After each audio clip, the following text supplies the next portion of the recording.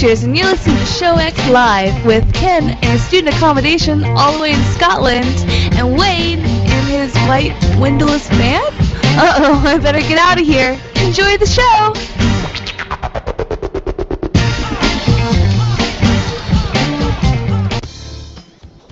Hello, everybody, and welcome to Show X on VTWProductions.com. You're listening on not 2 p.m. East, but 1 p.m. Eastern, 6 p.m. GMT, as we are getting ready for an extended version of Show X today to talk about all the good things that have been happening in the last week or so with E3, the big Electronic Entertainment Expo for 2014, as well as Denver Comic-Con for what I got to go experience myself last weekend. So today is June 22nd already. Wow. And I am joined as always by our good friend Ken. And how are you doing today, sir? Oh, I'm satisfied. You know when you've been doing physical labor all day and then you stop and then you go for a shower and you have a couple drinks and you just feel fantastic because you've done work all day and you feel you've done a good job. Something you've actually accomplished something today? Yeah. I mean, I'd show you guys, but you wouldn't see the difference. But we'll get into that. We'll get into that in a second. I'll talk about it in a bit. But I'm very good. How about yourself? I am doing pretty darn good. Happy to be back on and at full strength and running everything as we do. Throwing out the links for everyone in the IRC. Thank you for joining us in here early. Our friend Hando, as he is here, as well as we have people already joining into the video wall. If you would like to participate in the show live, you should, because this is a live show. But you can join us both in our IRC, where you will talk to the host and other guests listening to the show. You can join us with your favorite IRC client by taking it over to irc.quakenet.org and joining the #VTW channel or #VTW channel, or you can go to the front page at www.vtwproductions.com and click on the chat link at the top. Either way, you can come in, log in, and join us live on the show. You can also join us and listen in or watch us as we're doing the show live through our YouTube channel. You can subscribe to the VTW channel, VTW Productions video channel on YouTube, and you too can watch all of the live casts as we're doing the show. If the quality on the audio on the video isn't good enough for you, hey, watch us and then just mute it and listen to the audio stream because it is so brilliant. Also, in the video hangout, if you want to join in there, well, we do suggest you mute your mics because it's really people just to kind of see that we're all there having a good time. But you can go to the front page and join the Google Hangouts by clicking on the video wall link. So come on, join us and have some fun. So with this, we are going to jump right into things because we have a full show today. And so let's get started with a little bit of dysfunctional deviations. So this week in Dysfunctional Deviations, Ken, tell us what you have been doing. Well, sir, first of all, welcome back. We missed you last week. I had fun with Hando, but I was absolutely raging at my Mac and at Apple for it not being able to handle just a few audio cables. I first tried the deluxe set, thinking, I've got an SSD, I'm sure all that'll work fine. I'm sure all the processing power will just go towards, just the audio stuff rather than anything else, because, I've got an SSD and it's got lots of RAM, it'll be fine. And it went poop and exploded. And so that's why so far it hasn't been up. We might clean it up and see if we can do something to make it listenable. But at the moment I don't think it's of good enough quality to be put up. Well, so it's interesting because one of the things that we got an email in the show box where we manage a lot of the stuff for the station, and one of the things it brought up is that supposedly the latest version, 2014, of the DJ software SAM that we use is out. I went to the page and tried to look at the free upgrade for our 24/7 server box, but couldn't find the link. But with that, I was hoping to try to get a license for everyone to be able to do DJ seats again, so we could update to the latest, and you'd be able to use it under Windows 8. So, ooh, it was shiny. That would be a goal. Hopefully we can figure that out. But we'll see. That's something to happen and not yet today. So hopefully in the future, even with Mac woes, we'll be able to have a quality show when either of us is running about. So we'll see what we do. It wasn't Mac or Apple's fault per se. To be fair, it's not just because it's Apple doesn't mean it's good enough to be able to do top quality professional level podcasting that we do here. So Yes, so again, we are I brilliant, apologize for- aren't we? Yeah, so I apologize again for the quality last week. We had a bit of good banter, and I want to thank Hando again for coming on the show without me actually asking him to until the last half hour, so that was good of him. So thank you for that, Hando. And I'm glad to have you back on the show, sir. I have missed you. I am happy to be here, of course. Yeah, of course, dude. I love doing this show. And I want to welcome in the IRC our friend Paz2142 from the VTW Gaming Guild. How are you doing today, sir? It's fun. I actually got to hang out with him yesterday, which I'll talk about later. But go ahead, sir. What have you been doing other than having a woeful show last week for audio quality? Okay. If I don't sneeze, I'm trying my hardest not to right now. Oh, jeez. Okay, so I'm going to do the show with my hand on my nose today. I don't think I've got hay fever, but I've been... So the first thing is I've been doing a lot of gardening today. My parents came around and helped me out, and so I had this bush. Well, okay. I moved into this house last August, and in the back the garden was a little bit shoddy, but I thought, it looks okay. I'm not really too bothered. I'll just sort of ignore it and leave it be. And I kind of did. I left it as is. I didn't even go outside into the back garden more than once or twice. And in the past few weeks, it's been very, very, very, very sunny in Scotland. 25 Which is completely degrees not Celsius. right, correct?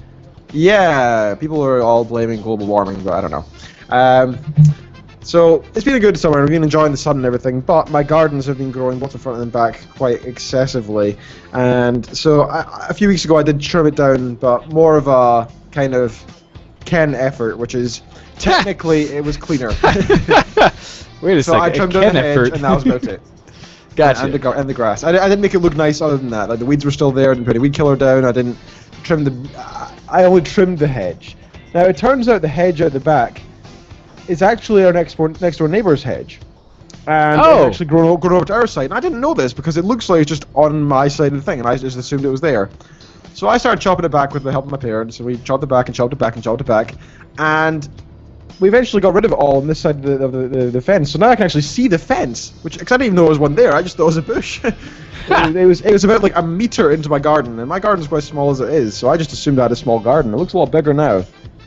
And we chopped it back as much as we can. Now the law in Scotland is basically you can, in your own garden, you can do what you want. So even if it's somebody else's hedge growing into your garden, you can cut it back. However, legally they own that plant, so you can offer them the trimmings back. You must offer them the trimmings.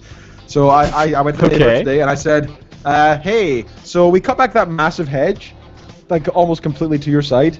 However, because it's such a big, massive thing that's clearly been left for decades, it looks a little bit dangerous and it might fall down. So just to warn you, and also you can come pick up your trimmings if you want to. And we sat down, and we were quite happy with ourselves. We spent a good 4 or 5 hours doing the garden. We're sitting there drinking some coffee that we very much deserved. And then we hear a... Oh no. And we all look outside and know what's happening. I like jump over my mother, run outside, and as the bush is starting to fall down slowly with the fence, which by the way would cost about $50,000 to replace. Oh, that's why I ran out so quickly. And I just put my full body weight against this hedge, and I was there for the next 20 minutes as my parents unwound my hose and tied it round the hedge. We pulled it against the house. To support it, yes. Oh man, it was ridiculous. So legally we were not allowed to cut the next door neighbor's hedge because it's his. We can do it on our side, but legally we can't touch his. So I went and knocked on his door and I said, hey, can we cut back your hedge or it's going to destroy my property? And he went, yeah, thankfully. Nice. So you didn't have to like beat it into him or threaten with some kind of legal response. Well, since I've asked him, it would be simple as, well, if I'm either going to cut it back or you cut it back right now or you're paying for my fence being broken. Exactly. It was, admittedly, the guy it was a kind of a tough position because we didn't tell him beforehand we were going to cut the hedge back, and that was kind of our own fault. And it was both my fault and the next door neighbor's fault for having the hedge get so big in the first place anyway. But legally, I was in my right to do so, and it was his fault for not trimming his side at the same time, technically. Yeah, understandably. But it's not very moral of me to do that. That's why we decided to help him out, because, we can't just say, we're going to cut this without telling you, oh, look, it fell down, you're paying for that. It's not very fair, so... That'd be a bit mean, admittedly. Yeah, a little bit. So I had fun today being strapped against a hedge, holding up with all my strength, just trying to, hold this massive, huge thing, 12 foot in the air, off the ground. Oh, man. I did a good workout today, anyway. And that's for certain. Look at you being all, active and outdoorsy. Not intentionally. I was getting it because I had to. But now it's weird. I actually have light in my house because the bush was about 12 feet tall when the fence is only about 5 or 6. So it was pretty big. And what's worse, I can't even walk around and roam around naked anymore because people can see in my home now. You do realize you can put up blinds. Just saying. I mean, like- it's a I felt novel like doors concept. looking- It is a new thing they've come out with in just the recent times. You know, since they've started, I don't know, sewing things, but you know, or weaving even. Thank you for that. Thank you for that. Yeah, I could do, but I don't really. I like to have light in my house at the same time because before it was the hedge was high enough that people couldn't see, but I still got light, which is nice. Whereas now I have to have the curtain shut, which isn't so nice. So ups and downs, but that's what I've been up to today. Nothing particularly interesting. What else is there? I had 2 nights out this week, kind of. Okay. I was raging. So on Friday, well, weeks ago, I decided to organize a night out with some of my friends at work. And it was just 3 or 4 of us, just to go hang out, 5, 6 maybe. And that was it. And over the coming weeks, more people started hearing about it, and eventually there was about 25 people who said they wanted to come along. And I thought, well, okay, whatever, they can come along. I'm not too bothered. I think it'll be more fun, to be honest. And the night came around, and yeah, about 15, 20 people showed up.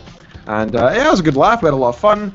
And I didn't spend too much money. I got quite drunk, which is rare for me. I definitely enjoyed myself. I went to this beer place, Brewdogs it was called. It's a place in Glasgow. And they sold pretty much every type of beer.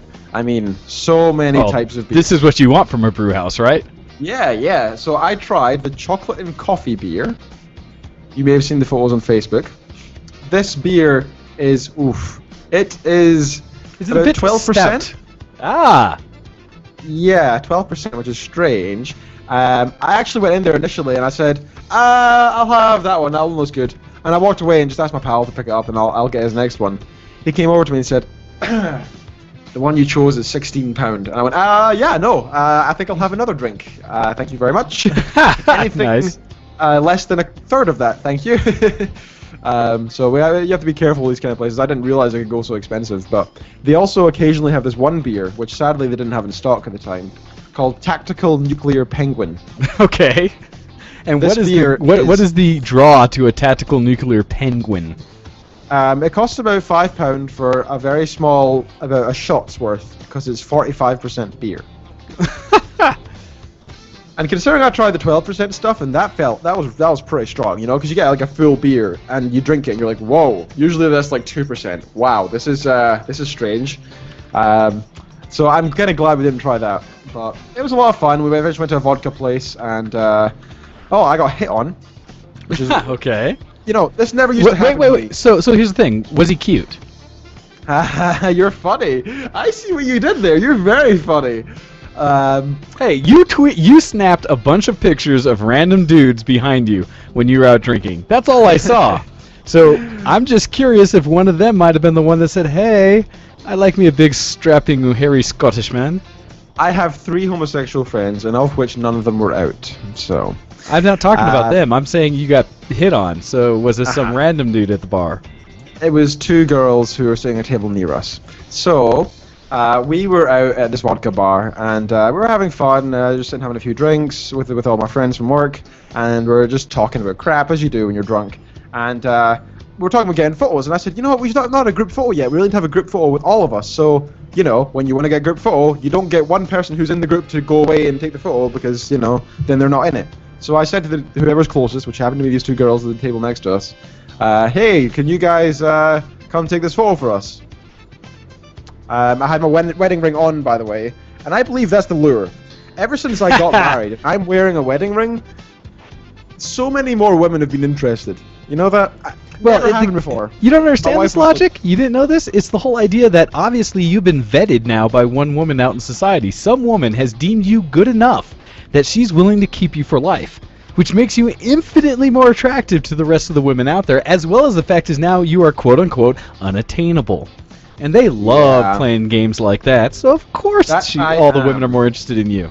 That, and you finally like trimmed up your hair and such and don't look quite the unruly child that you did back in the day, yeah. But even then, I've been kind of in this state for a few years now, so I would have thought that you know, it would have happened back then. But it must be the wedding ring is the main thing. Oh, that's an obvious sign. that was a bit strange for me. Like, and what's weirder is the next day I had another girl, this rather large girl on the bus came up to me, and the bus was pretty much empty apart from myself, and she came up and sat right next. Actually, she sat about 2 seats away from me, but because of her size, she was right next to me, and she kept asking. First of all, she just started the conversation by asking me a question about where the bus was going, and I was like, "Well, surely you should know where the bus is going if you got on it." And she just kept trying to, and eventually she was asking me, "So are you single?" And I was like, "No, man." She showed the ring. I said, "No, I'm married." And she went, "All right, okay. So where are you off to?" And she kept trying to. It's like she was trying to ogle for an invite. Like, "Hey, you going She wants somewhere? you to join her. Like, Hey, can I come along?" I mentioned I was going to a gig to see some of my friends, and yeah, so she. I don't know what it is. This weekend, I must be laying off some kind of weird pheromone or something. And it's something that it goes with that hay fever where it's just like, it's all Ken. I know, right? I don't know what it is. So it's kind of satisfying in a way to have people hate on you, but it's weird at the same time because I'm not used to it. And I'm kind of like, nope, go away. My instinct's just to like walk away, you know? And I think that's Oh, kind God. of weird. No, it's funny because one of the stories I'll tell when we get to the DCC stuff, but kind of a side note of it is that I got to hang out with Kuro, our good friend Kuro, as well as all the guys from Tales of Relevant Thought, since they're huge comic book geeks, and so we were all at DCC together at Denver Comic Con, and it's hilarious because every time we go out, I've seen these guys out, especially downtown Denver, Tom Bad Guy gets hit on constantly. Well, and that's the thing. American girls are so much more like that. Like my wife, when we first started seeing each other, she was like, "I see you, you're in my sight, I am coming for you." And nobody else in Scotland, no other female here is like that. It's the guys that have to do it. You have to do it here. Girls might drop very, very subtle hints, might send you a text with a couple X's at the end. That's it. Well, I was completely blown away when my wife started hitting on me. That was so weird because that doesn't happen here. So that was strange back in the day. So I think it's more common in the US, from what I can tell anyway. I would say that in general, women are a little more aggressive about getting things they want, although they're also even more twisted and mean about the games they play. But you say that, and it's funny because I've had similar situations to what you're running into, where, and even things from the convention and stuff, where I've had girls of late, a couple, who very aggressively told me where they weren't just like, "Oh, hey, I think you're cute." They were like, "Hey, I find you attractive. I want your bodily parts in me." That would not ever happen here. Oh my God. God. That never happened to me in the first place. But the problem is, the women who tend to do this around here are not women who necessarily meet my taste. If you get, a thing where it's just like, I'm attracted to certain kind of women, and admittedly I've been broken lately where that attraction goes a very specific direction. But that's not good. Because of that, well, specifically the type of gal, but because of that, the gals that tend to come after me are completely not my type. And it's so hard for me because growing up an entire life where I never got hit on, I don't know how to react to this. What do you do when a gal puts herself out there? Because my natural instinct is to be a nice guy and say like, "Oh, hey, well, that's nice. I appreciate that." I the same. I feel like I should try and be nice to them, but somehow put them off. But I'm not good at that at all. So I don't know how. I'm just like, nope, sorry, no. Oh, so you're better than me because I've actually been like, "Oh, I'm not against that concept that you want to do that. I don't necessarily want that back." I don't say that though. I'm just kind of like, "Oh, hey," and I just avoid the situation thereafter. Let's make it so this never actually has to happen, so I can just be separated, and I don't have to worry about it. Yay! And I don't have to be a complete jerk. So I just don't understand. I don't know. It's beyond me. So I feel you. But that's the thing. I watched Tom when he was downtown, and he tells us stories about it too. And I think part of it is because he is one of the most loyal guys I've ever known. He's got a girlfriend, and he absolutely is into his woman. And so when he's downtown with just the guys, he has these girls just hit on him randomly, where they just come up and they're like, "Oh, hey." And I think part of it is because he is so loyal to his gal and is so avoiding trying to talk to these girls, it turns them on because he's not, paying them all kinds of attention. So instead, he's doing the whole like, no, I'm good, stay away. And he's even had girls who just came up and says, he's like, "Yeah, whatever. Yeah, you're dumb. Shut up, go away." Where he's been almost that brutal. It takes so many balls to go over and be like, well, "Hey, but even not cute." even when they're that's the thing. It's not girls that are necessarily saying he's cute or something, but doing that, striking up a conversation at the bar and kind of trying to force the conversation. Where he's like, "Yeah, I don't care." And he turns around and talks to the guys, right? And it seems like it makes them even worse, where then the girls are like, no, hey, no, really, I'm curious, blah, blah, blah. And he's like, and? Whatever. And it's just, he is so quick to, like, shut them down. I don't think they know how to react. And because of that, they even try harder. And it's just hilarious to hear, because every time I've been out with him downtown, he's done that, where he talks about the girls he's essentially just not fighting off, but telling them to go take a hike.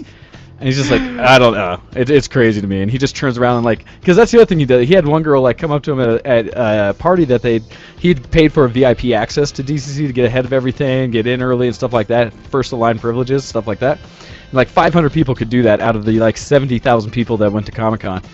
And so they had a mixer the first night there where they all got to get together and they were supposed to meet some of the famous people. Really, I think it was just those 500 people or so had access. And he was in there chatting with a couple people. They were having a good time, but one of the ones was a gal in there who basically was trying to hit on him the whole time. Towards the end saying, hey, so-and-so and I are planning to go to this other place, get some drinks. You want to come? He's like, oh, hey, that sounds... And he just left. Or he said something where he was like, hey, I'm going to run to the bar or the bathroom or something. I'll be back. And he just left. Like, completely took off. That is such a shame.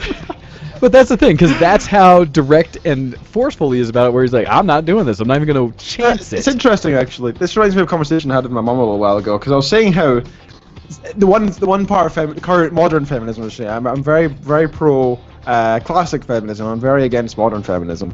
But anyway, my mother was saying how, I was saying to my mother how, in modern feminism, the only thing I actually do agree with is the fact that when girls get hit on by a guy, the only way they seem to be able to be free of a guy hitting on them is if they say, I have a boyfriend. And that's unfair, because surely they should be able to say, I'm not interested, and that'll do. But what I find anyway is that guys are just like, oh, come on, girl, you know you wanna, and that's not fair, you know?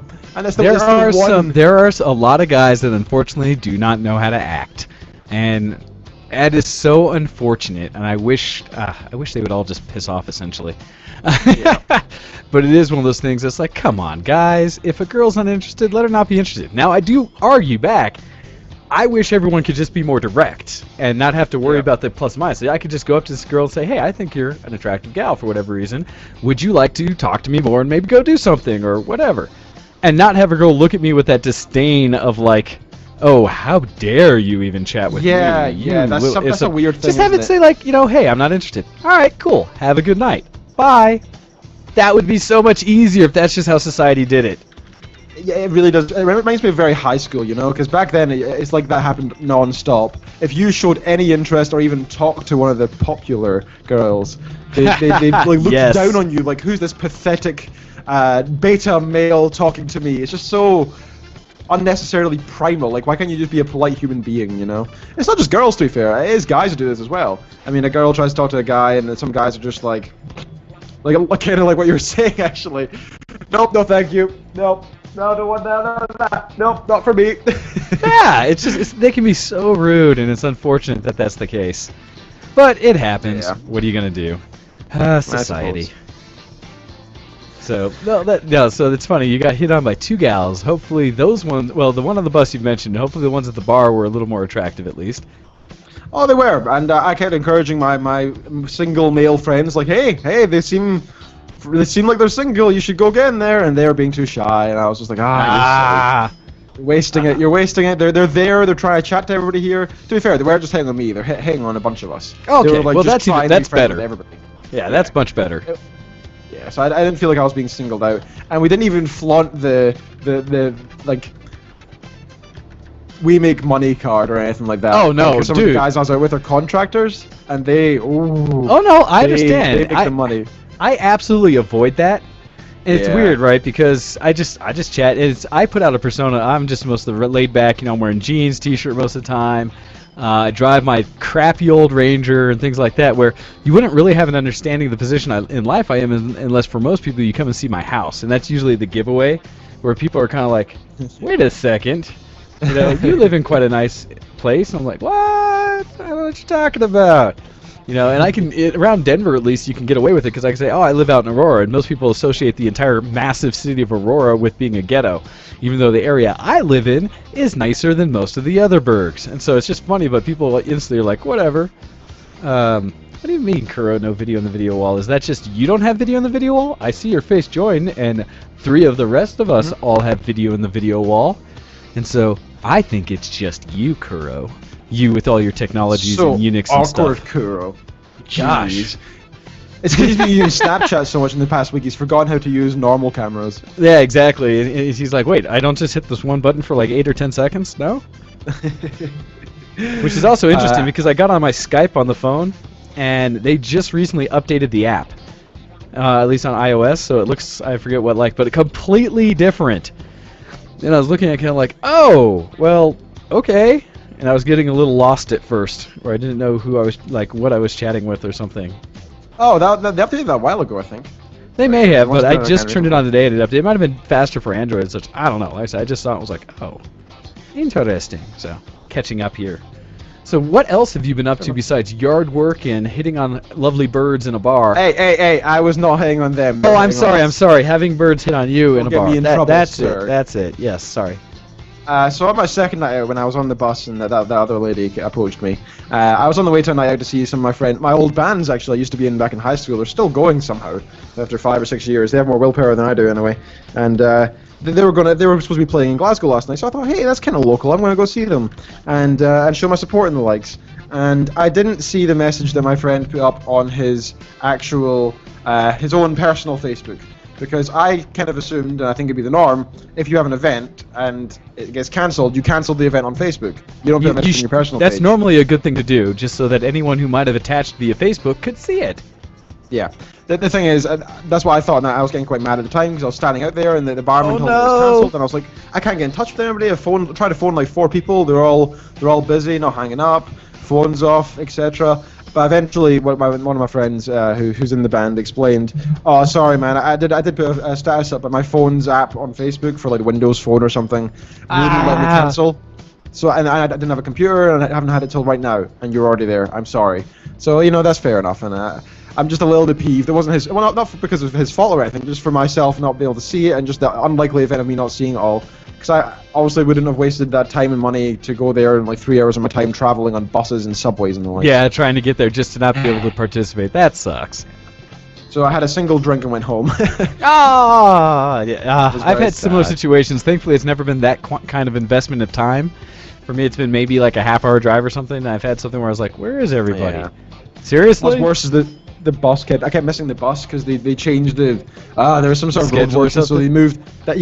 No, they didn't change the schedule. The one bus stop was like closed, but there was no signs for it. And the bus just went a different road, and I saw it, and I was like, "What are you doing? I'm right here!" Oh, that sucks. Raging. Haha. But otherwise, I've had a very good weekend. I enjoyed seeing my parents today, and they gave me a present. My dad said this suits me, even though he was at my wedding to my wife. If you can read that and make me backwards. For anybody who's listening via audio and can't see the video, epic. I'm holding up a bottle of Mount Gay Barbados rum. Oh, I think that one gets a... If it kicks in. Oh, come on, you evil encoder. Oh, I am burned. Oh, I'm so burned, man. You got me there. Oh, they're not playing.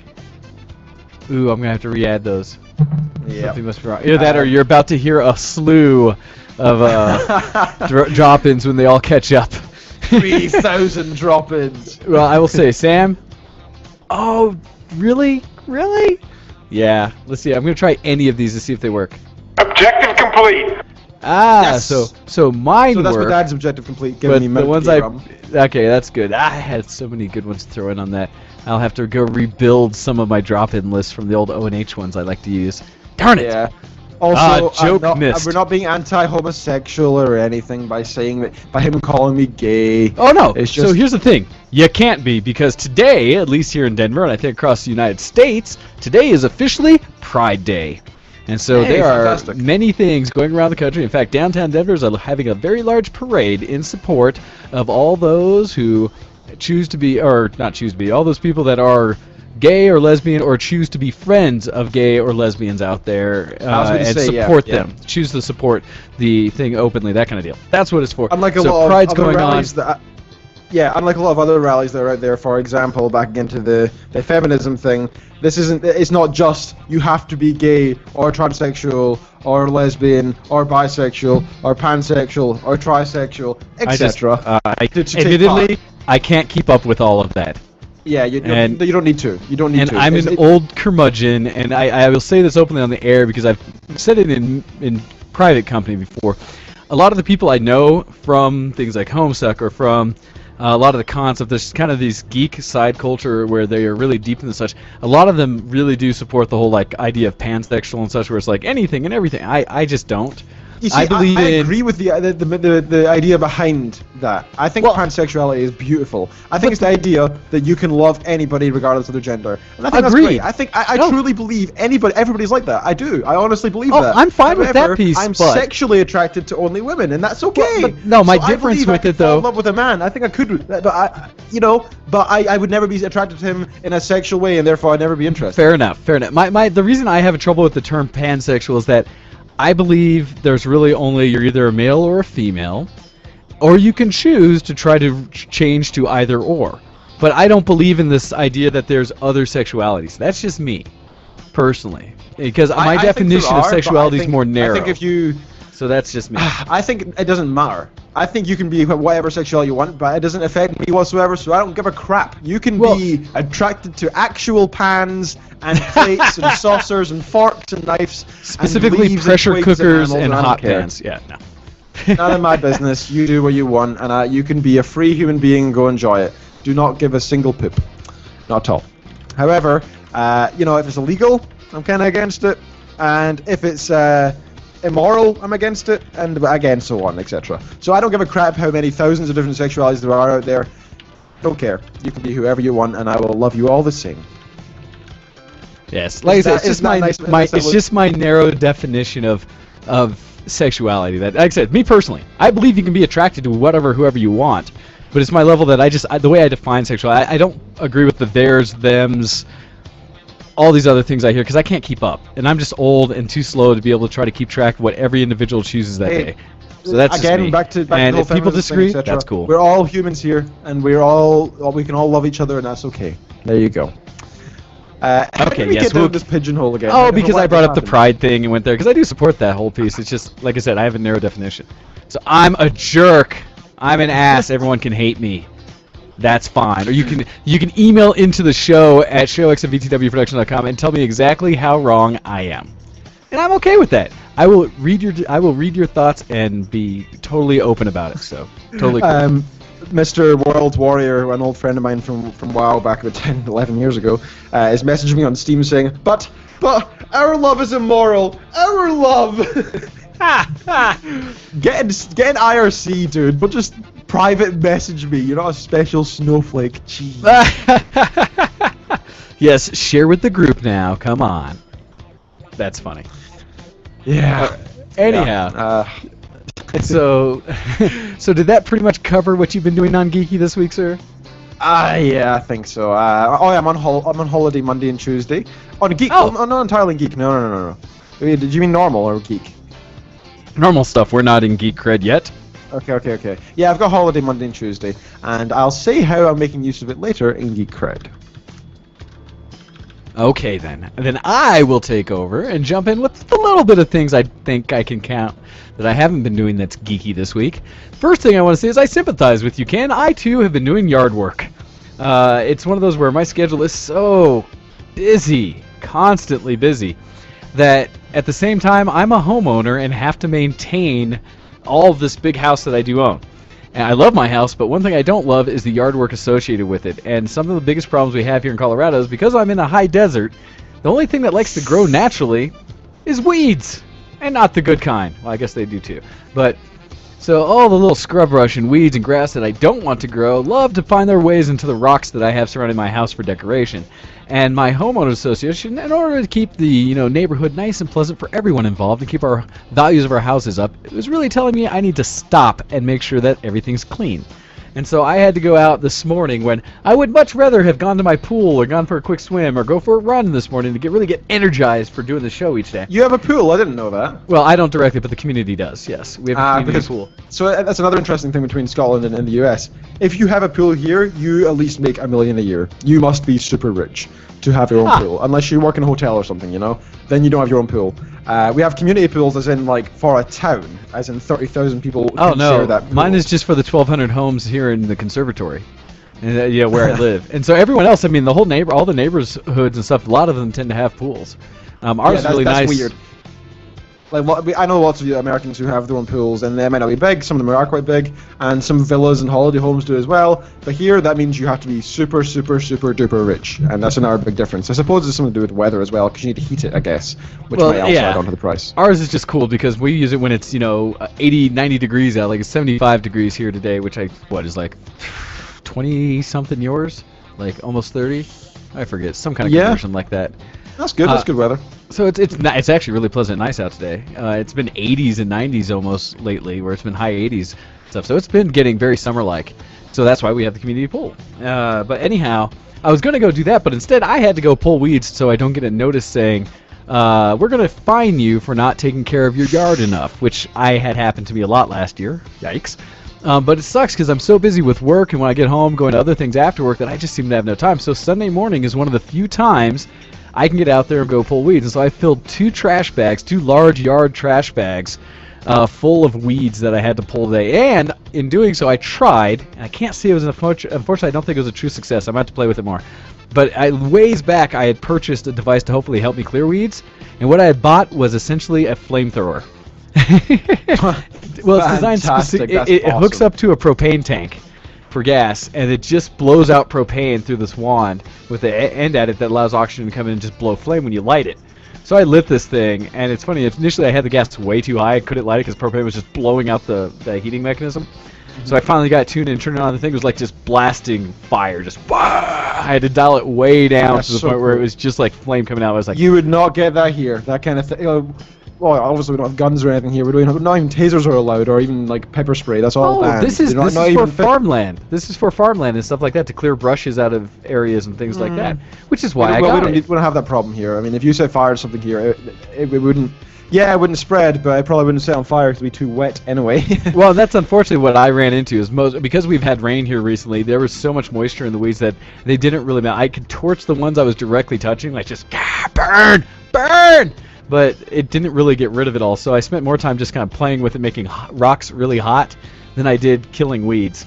So unfortunately, where I thought this would be my quick and easy way to get through my yard and be able to be done with it, I had to go back to the old tried and true method of a trash bag and gloves and manually yanking almost all of them. Dude, yeah, cleaner. That'd be you probably could have bought that thing for the same price as a gardener for like 3 months. Shush! Nah, actually, the flamethrower thing cost me like $20. But no, it was one of those. Plus it's a man thing, man. Oh my god, it's man stuff, man. This is cool.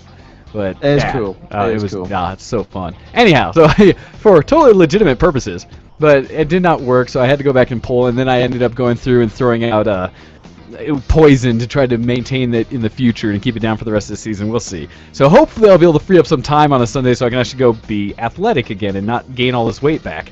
So we'll see. So I didn't get to do anything fun. I also was out in a little bit of the sun getting some weeds pulled. Yay! Wonderful being a homeowner.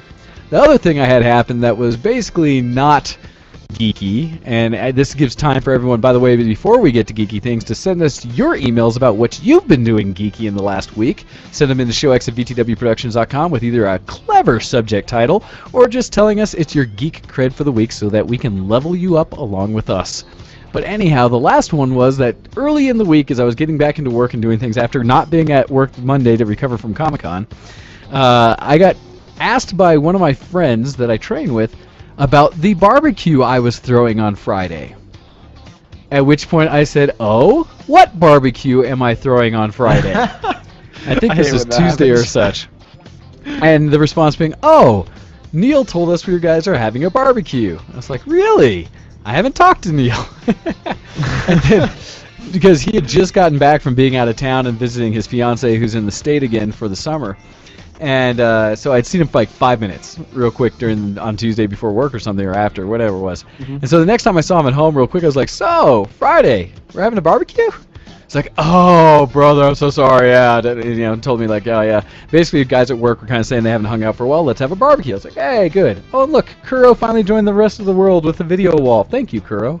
It's good to see your face and how excited you are to be with us. Anyhow, going, and so I get told about the barbecue. And I was like, all right, sweet. I need to go and. Well, I was like, then I guess I'm going to have to clean my house that I basically just dumped everything from being at a convention all week all over my living room.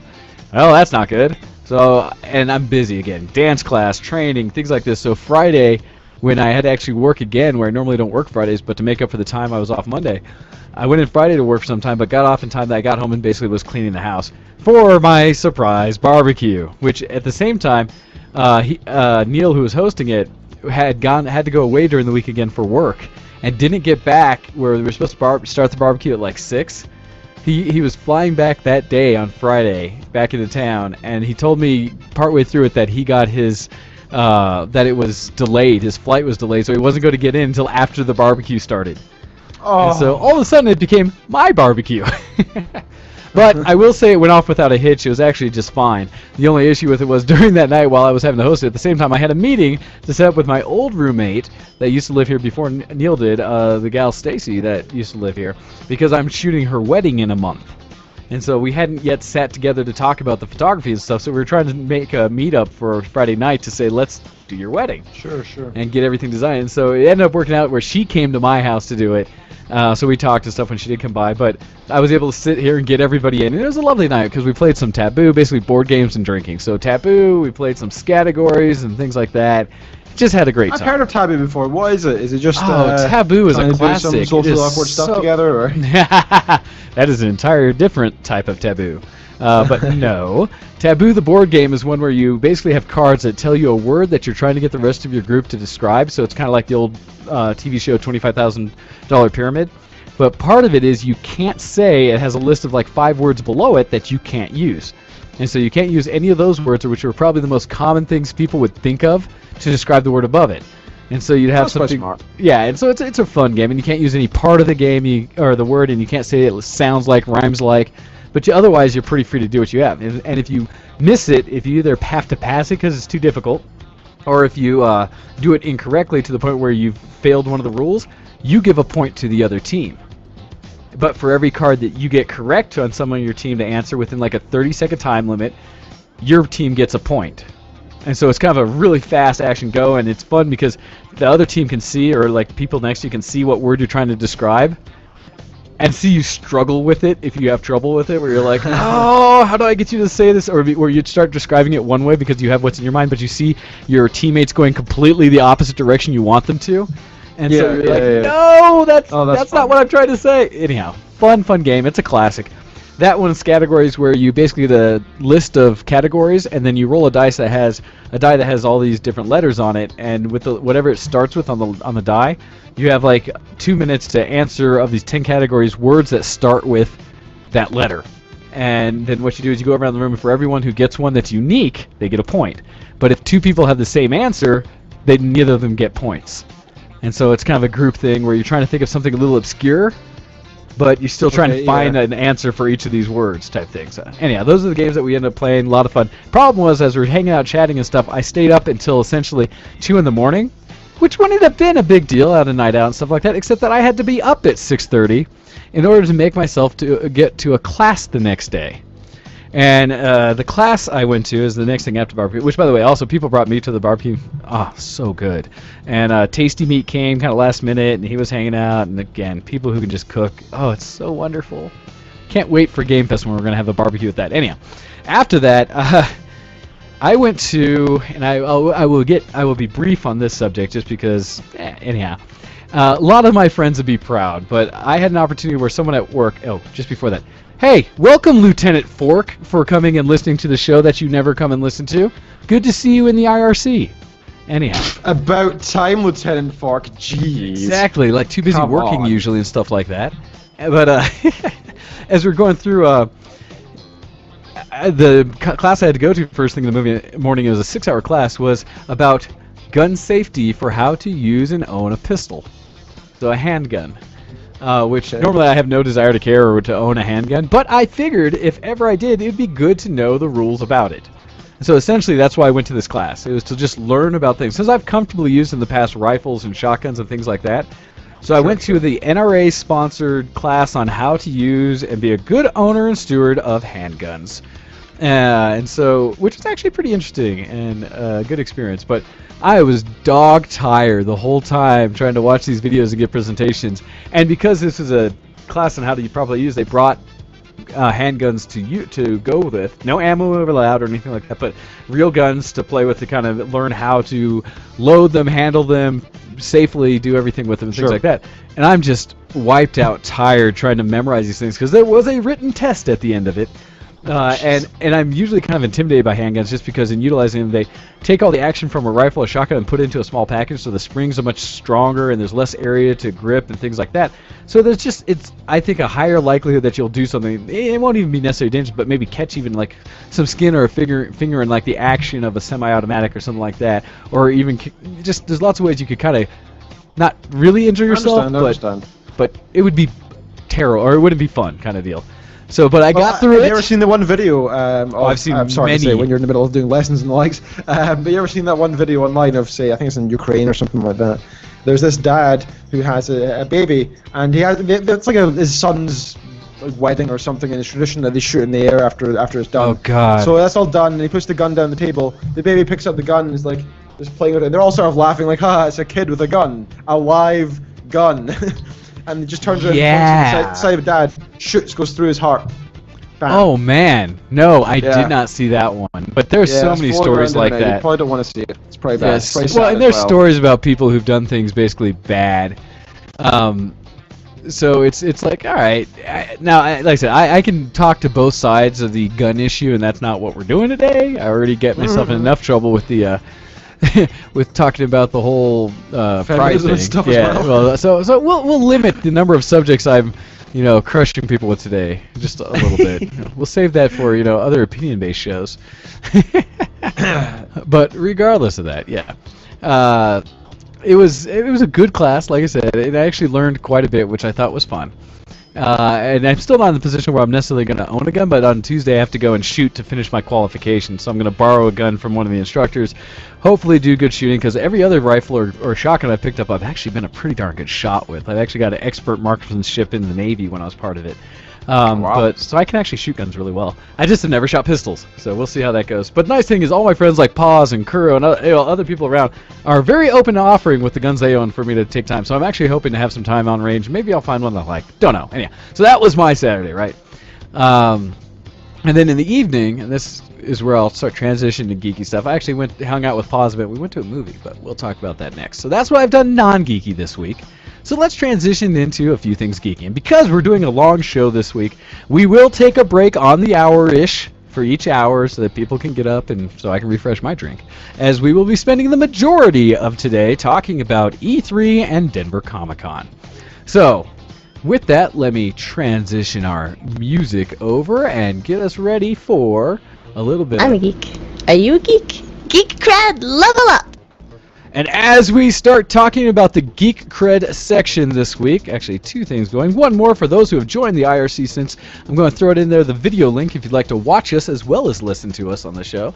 But let us see in the mails if anybody has emailed us in their Geek Cred this week. No! Not this week, however. But we do have an old one one, yes. last week that I did not read. Ah, so then you should read it this week, Ken. That makes sense. Okay, so this is from someone you may know, known as Pusa. What's the subject? Geek cred. That's such a boring subject. That is Pusa. so What's not wrong a with Pusa you? subject. That is I don't not believe a this is Pusa Pusa. subject. This must be somebody else impersonating her. Maybe the spawn has grown ridiculously fast and overtaken the household. So, I've done absolutely nothing this week, aside from rewriting 71 pages of Magic book into an in-game book that I can print and bind and bring to the LARP when it is done. But tonight, the Spawn wanted a new bedtime story, so I pulled out our 35-years-old copy of Brothers Lionheart. I believe we talked about this before, Brothers Lionheart, haven't we? Well, so it's funny because you realize that's like older than anyone in her household. Oh, jeez. That's crazy. That is crazy, wow. I've got a couple of books lying around. I've got one that was It was like a first edition copy of what's it called? I need to think about that. I'll get back later. Oh jeez, I need to remember that. That's alright, it'll come to you. Don't force Anyway. it. Don't force it, sir. That never works. Oh. So yes, the 35-year-old copy of Brothers Lionheart, and started reading out the first chapter. And I think I got some feels stuck between the pages because I was crying like a whipped while? Like a whipped, I guess. Well, whipped must mean something specific in Denmark. Okay. Like a whipped person while trying to read the first chapter out loud. Now I actually understood how sad the first two chapters are. The parts. Spoiler alert. Okay, that's enough time so people can stop the stream. Where Carl finds out that he's dying, and the fire where Jonathan loses his life and Carl lets go of life, leaving a little note behind for his mother. God, old stories like that are so sad and full of like grief. They are not bedtime stories, I don't think. But you know, each place to their own. I suppose each culture to their own. Does that give me geek points? The Brothers Lionheart is a damn epic story, Pusa. Now I'm gonna try and think of this. Oh, this old novel. What am I thinking of? Distract the listeners while I look this up, please. Okay, go ahead and do some looking. So yes, Pusa, that does give you geek points because it's a classic story, like you said. And well, the fact that you are always doing the LARPing, which I think is very, very high on the overall geek scale, just for anybody out there. I know some people locally that LARP that I'm very curious to go check out, so we'll see if I ever run into them in real life. Even if I just go watch or take photos or something to kind of capture the event, I think it would be really neat to see some LARPing. I just know, like, everything I'm doing with cosplay, I'd probably get sucked in and want to do more, and I don't have time for that. Are you good, sir? Have you done research? Do you know what you want to say now? I'm typing in famous books about hell because it's something to do with that. I remember. Like Dante's Inferno or something, or? Yes. They're one of the original's first editions. Yes, like, it's like really, the classic really Dante's Inferno, the biggest discussion of the rings of hell, and the various levels of hell and such. You just had to kind of give it some context, Ken. Come on. I know. I wanted to think of it myself, though. You know what it's like. Anyway, sorry. Anyway, I was just trying to say I've got a really old book that's like over 100 and something years old. It's like the paper is so old and crisp and it just feels so dry. It's very cool. I actually think I gave it to a friend a few years ago. I don't know if I'll have it anymore. Anyway, so geek cred, yes? Yes. So I want to talk about the Steam sales. So I've not done much in the way of geekiness other than playing the same games I've been playing, which is WoW and LoL. I've had a few good games of LoL this week, though. Had a game with Hando this week where he was playing as Nami. He picked up Nami, so his first Nami is first so time good. really playing her properly. And oh man, at the start Hando's having a bit of trouble with the skill shots, as everybody does, because it's difficult. Oh to yeah, start to every understand how skill the shot. work. Well, there's timing and being able to get the duration, the animation, things like that to really understand what Sure, your skill shot's doing. So that's always difficult. Absolutely. It's pretty tough. So it took a while to figure that out, and I was playing as Ashe ABC. So we were together bottom lane, and we're doing okay. I think it was about even. The enemy team was just taking over slightly, and I started roaming a little bit. I went back down and I said, "Okay, Hando, let's do this." And I ran in. It was like 1v1 me and this guy. Hando runs in, throws a bubble, and just as I'm about to die, the enemy floats into the air stunned, and we take him down. And I was just like, "Yes, Hando! Yeah!" And it was like the best bubble I've ever seen. So, and I think it was streamed actually, so somewhere online. But Hando did absolutely amazingly. And you need to link that out under the VTW gaming page so we can see the epicness. I didn't stream it. Somebody else in the enemy someone team else was did. streaming Oh, it, gotcha. So it's somewhere online. And there's a couple of assholes that played with this week, or not played with, played against. Just guys being horrible players. You know what? Always people that are like that. That's just being online.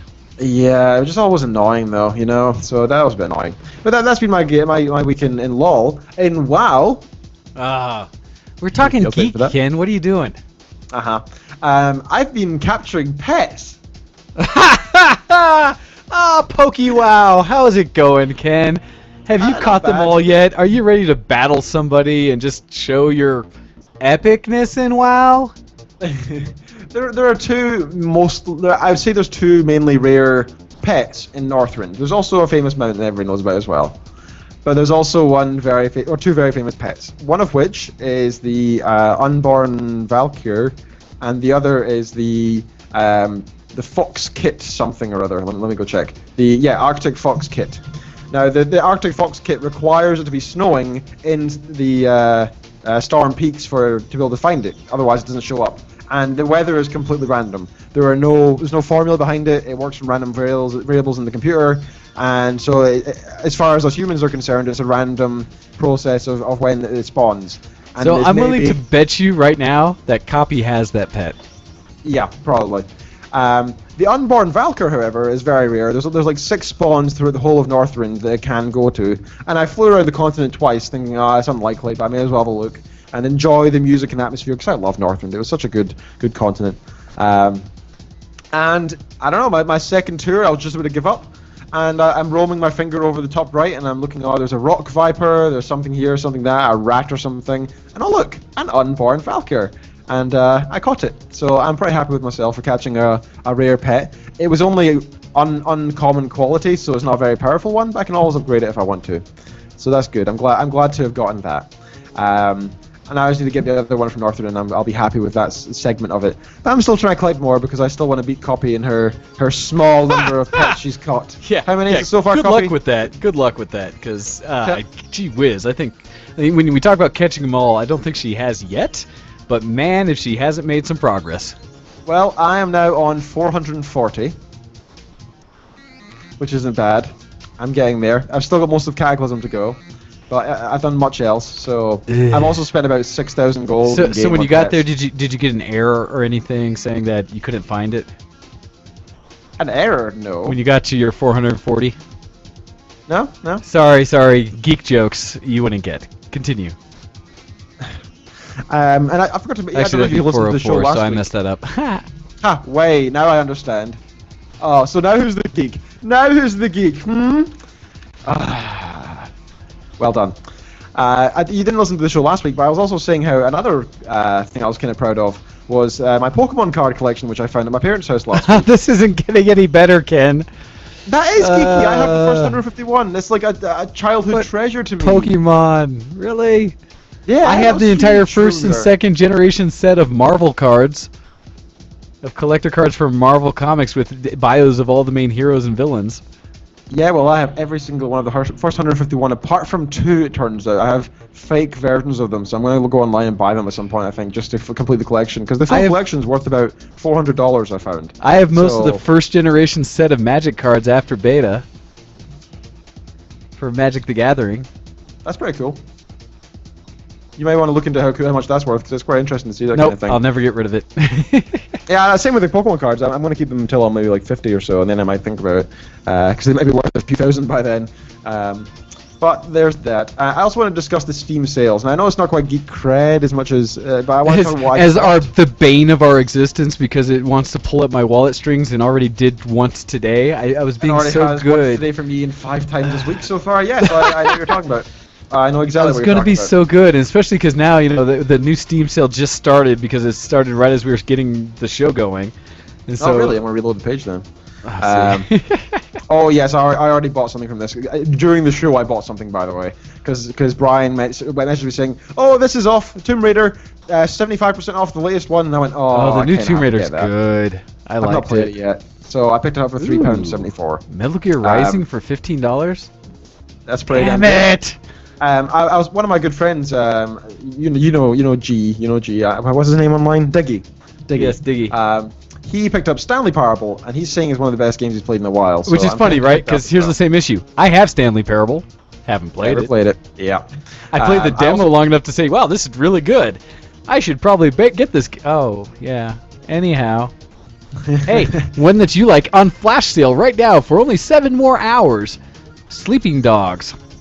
Ooh, that's a good choice. I love Sleeping Dogs. 80% off. And so is the latest Fable, and Terraria is 80% off. Well, so I was going to check that. You say latest Fable, but are you sure that's the actual latest Fable, or is that just an add-on or something? My favorite Fable, I said, I'm sure. Or I might not have. But it's the first Fable, anyway. It's down to £1 something, so it's going to be like 80 cents. You have no reason not to pick that up. Except that it's Fable. It's awesome. So it's one half of a classic. RPG or something. Oh, so you good. say this, and on the last flash sale, I got a classic RPG, Final Fantasy VII. Yeah, but this is part of my childhood, so this means more to me personally. Your childhood was unfortunate. Maybe others can enjoy it as well. I also picked up Outlast, which is going to be creepy. So I'm going to play that and live stream at some point. Do I have Outlast? Along with I forget. We should really do the whole creepy streams and let people know ahead of time so we can do some more crazy ones. I've been trying to do it. I did one a couple weeks ago, and I'm trying to do it again maybe tomorrow or Tuesday since I'm off. Well, admittedly, so I think I'm going to either stream Outlast or the latest Amnesia, which I also picked up. Because those look like they'll be fun. Yeah, Amnesia's scary. Do I have Outlast? I do. Yes, I did play that one a little bit. That one's scary as all. That one's scary as balls. If you do Outlast, you better wait until I'm watching. I want to see that because that one is freaky. I don't know if you watched the last one when I was doing the what was it called? The Forest. And no, I hadn't. I missed it by like 2 hours. I missed you streaming it. I was like, darn it. That's a shame. I think I might stream on YouTube this time because Twitch hasn't been saving mine, which is really annoying. You have to change your default settings under Twitch to save your videos. By default, they've adjusted it because they have so many people on now, and it's mostly for all the Xbox kiddies and stuff like that because they don't know what they're doing. You have to manually go in and change your setting to tell it to save your videos. I'll do that then. Well, I still kind of want to just go for getting on YouTube because, you know, YouTube's so much more popular anyway. I know Twitch is great for gaming, but... Well, Twitch is great for live streaming, but the thing is, if you do it on Twitch, you can turn around and upload it to your YouTube afterwards directly from Twitch. I might do you that just then. have to link it so you can do both. Okay, I'll do that.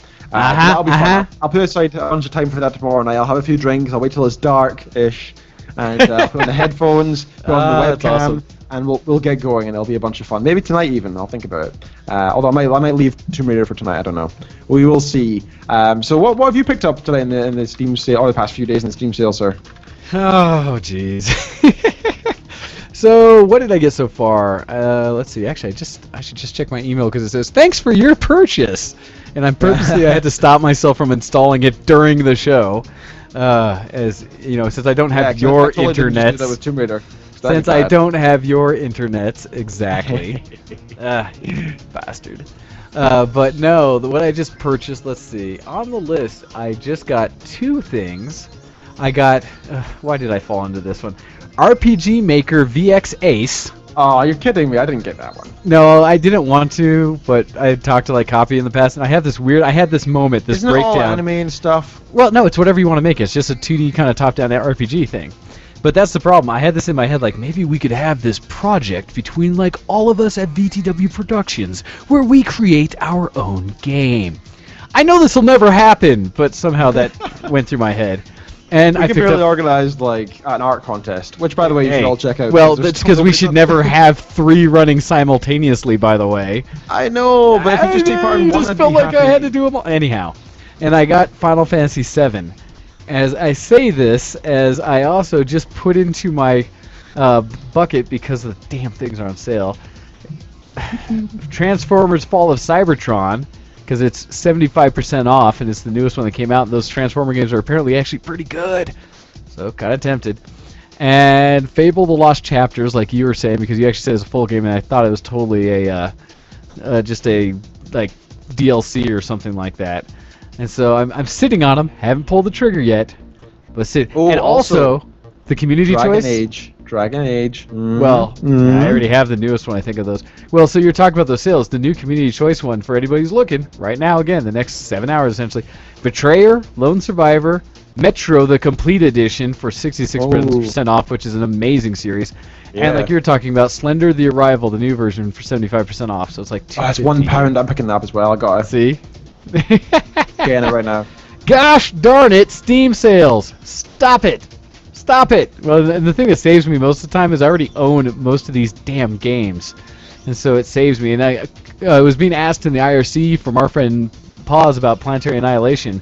Is it worth it? I don't know. No. I did the Kickstarter, dude, and I'm still waiting for it to become a complete game. It's not terrible, but it doesn't feel like what it's trying to be, which is the old Total Annihilations and Supreme Commander, the original and such. It's got moments where it could be, but they're just not there yet. So until it's complete, I would just kind of wait. It's just not yet. Not yet. I supported it, but I'm not telling you to yet. If it becomes a good game, yes. Gosh, that Metal Gear Rising is also tempting. I've told... It's funny, Paul and I were talking about this yesterday. I found we just tend to, like, collect games and licenses for games than actually doing anything. So bad. Oh. That's how it works. That's how we do it. Yeah. That's how we roll. So yeah, hey everybody, Steam sales are going on, and it updates like every 8 hours, as well as every day for new things on Steam. So if you haven't already destroyed your wallet with everything you could own digitally, you can do it now. But the nice thing is, make sure you check all the sites, because normally when Steam throws a sale, so does everyone else, like Good Old Gaming on GOG.com, as well as Green Man Gaming, which also sell Steam codes. So check out all of the great sites that are available to get cheap games, because we love gaming. So throw that out there. Hell yeah. All right, so or do you have anything else on the Steam sales before we maybe take a break and allow ourselves one more thing quickly. I frequent Funny Junk. Well, there are so many memes that always come around this time of the year with their sales coming from this. I want to link a couple in the IRC for those who are interested, because I find they're quite funny. You and Funny Junk, yes. Yeah, so go check that out if you're in the IRC. It's good fun. Other than that, that's me done, and I'm dying for a break. I'm so thirsty. Yes, so what we'll do is we're going to take a break. It's not going to be a terribly long one, but it should be good and fun. And during this break, we have a special treat for you. I am going to play a song for you from one of our friends on VTWProductions.com, if I'm not mistaken. Yes, Ken? So we... Good. So we will be back in, let's see, in about 3 minutes, I'd say. It's actually not that long a break, unless you need me to do a longer one. Can you? Do you? No, that's fine. I think I can survive and down like 3 liters of water in a time. Good. Then I need to double check that we have the right music coming out of the break. And then we should be all set. Although I can't talk anymore. Yeah, after your last performance, yeah, don't even try it. So coming back to you in about 2.5 minutes, just long enough for us to get a drink, hopefully for you to take any bio breaks you need to, and look, Copy joined us. About time, woman. Did you not get our messages? We've already been on for an hour. All right, so we'll come back, I'll talk some geek cred, and get us into my really geekness with some Denver Comic-Con. So we'll be back just after this, and a song from, I believe, our friend Roxy? That it is. So with that, you're listening to Show X. With her permission. With her permission, good. Because we totally want to just do that because we say so. Anyhow, we will be right back. So everyone watching on the video, pay attention to the IRC and stuff like that, and we'll be back. So thank you, and see you in a few. Send in your emails to showx@vtwproductions.com. The song is called Valentine. Love, it's a special day. We should celebrate and appreciate that you and me found something pretty neat. And some say this day is arbitrary, but it's a good excuse, one I love to use. Baby, I know what to do. Baby, I will love you. I'll love you. I'll love you. Love, I don't need those things. I don't need no rain. I don't need anything but you and me, 'cause in your company I feel happy, oh so happy all the time. And it's a good excuse, one I love to use. Baby, I know what to do. Baby, I will love you. I'll love you. I'll love you. So won't you be my honeybee, giving me sweet kisses all the time. Be mine, be my Valentine. So won't you be my honeybee, giving me sweet kisses all the time. Be mine, be my Valentine.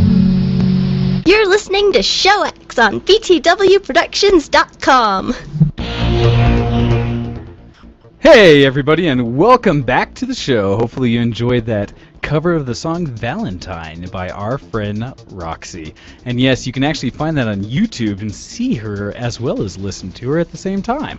That was coming from, like we said, her permission, and from Ken going out there and securing it for us. So hopefully you all enjoyed it. So it is now time for me to continue talking the geek cred and talk about what I have been up to. So, going through the notes, the first thing I will say is the only gaming I've been doing, because I've been so busy doing everything else, is ARAMs. That's it. That's all I do. I play ARAMs on occasion because they're quick, I can get through them, and run away and do other stuff. So, for geekiness, things I have been doing... Oh, the laptop just got PO'd at me and said, hey, I have no life, what are you doing? We'll see. So, distract the audience for a moment, Ken. Sure thing. So, as we were saying earlier, you can email on the show at show@videoproductions.com. Actually, no, screw that. Don't send us any emails. Go take part in the art contest. Damn it. I'm talking to you. All of you. You have no reason not to. You can just do a scribble on a bit of paper like Aristotle did and go take part. Because if he can do it, you can do it. Except I trust you guys to do better than that. I think you can do a bit more skill than just drawing like a star when you're drunk or something. So go along to the forums, go to vtproductions.com, click forums at the top, go down to the ShowX board, and there's the art contest. All three of them. Choose one, choose two, choose three, up to you. Just please go take part and put one in. Because you know what? There's no point in us doing it if nobody takes part, you know? So go take part, we'd really appreciate it. Thank you very much. We love you. We weren't talking about you, Wayne. We were not talking about you at all. Oh, there, I fed the laptop, but it looks like not in time, as it just shut down on me by the time I said 10% left. Well, apparently 10% on a gaming laptop means 10 seconds. So, oh well, I'll get back into the video wall here hopefully in a second. Shucky darn. But, yes, for my geek cred, the things I have been doing outside of the ARAMs is that oh, see, it's like it's pissed off. Said, you just screwed me up. Go back to the hangout. Be happy, computer. Stop hurting me. Why don't you love me? I have been doing a lot of 3D printing. In fact, hopefully... Oh, it just finished. The last print I'm doing is just finished on the printer. Good. Are you still super excited about doing the prints, or are you getting more like pissed off about doing them, or what? So how are you feeling after your time with it? The nice thing is I've actually come to the point where I figured out a lot of the little nuances. I figured out some of the things that were going wrong, and so my prints have increased in quality, as well as scale and things like this. And I'm on currently the largest project I've done yet, which is I am printing a large model for a friend of mine that is based off a known gaming universe. I won't get into details on that for potential copyright stuff, whatever. But in doing so, I've made a few things. So the biggest piece I made for those on the video wall, if you want, or for the video show stream, you can see this large box essentially that I've made. Which I've seen boxes in that game that one time. I love boxes, man. So this is like a center torso piece of what is going to end up being a large, like 10-inch tall mecha that is going to be assembled from multiple pieces. In fact, I think it's going to end up with being almost like 40 different pieces I print to make this entire model work. And because there's one where a friend of mine actually has a version in the back here that he had commissioned someone to make out of wood and plastic and other things like that, but it's not really, it doesn't look as good as what you'd play in the actual game. And so I found a version on Thingiverse that someone had already modeled that I can just print, and they cut it into multiple pieces for me to be able to print out easily. Now the nice advancement I've made recently and going, because the other thing, I don't know if I'd shown this on the show before or previous print, I kind of barely sprayed this to get easier to see. Paint-wise, to be able to make it a little easier for people to look at, but this is a TIE Fighter Advanced model that someone had basically uploaded that I printed. Had to print in two pieces to be able to get it and glue it together in the middle. But this is before I dialed in my printer, so if you look on the video stream, it's actually got some kind of errors in the side wings and stuff like that where it's not 100%. And that's just, unfortunately, nature of the beast. But now that I've dialed it in, my prints come out very solid. Makes me very happy. But in doing so, something else I've learned is because this model has multiple pieces, including like 2 legs and stuff like that, so there's pieces that are redundant, but in the model they're only set up individually by the person who made it. So what I've learned to do now is, using some software, take those models and combine them into a single print, and so that I can print both sides at the same time and not have to individually queue them up, because I have enough space on the printer to be able to do that. So example of a couple of the leg pieces I'm showing that I split into the left and right leg, but I was able to print them both at the same time. Save myself a lot of time queuing things up. And like a big one is these toe joints and such, because the model has 8 toes total, 4 on each foot. And so I was able to print them all off on a single sheet of plastic. So I just had to queue it up once. And while the print took longer, it means I didn't have to print them each individually and then go back and re-queue it up and redo the next one. So I've been making progress that way, and I have a goal of trying to get this all done by Friday because he's hoping to game with it on Friday. And I've got some of the big pieces, but not all. I just finished the top section of the legs, so I almost have from the feet up to the middle torso, and not quite the top yet. But I've been doing much better with 3D printing to the point where I've also had to go through and now order more material, and I dropped like a good $100 on new filament that hopefully is going to come in. So I'm hoping I can leverage this printer and have it pay for itself at some time. We'll see.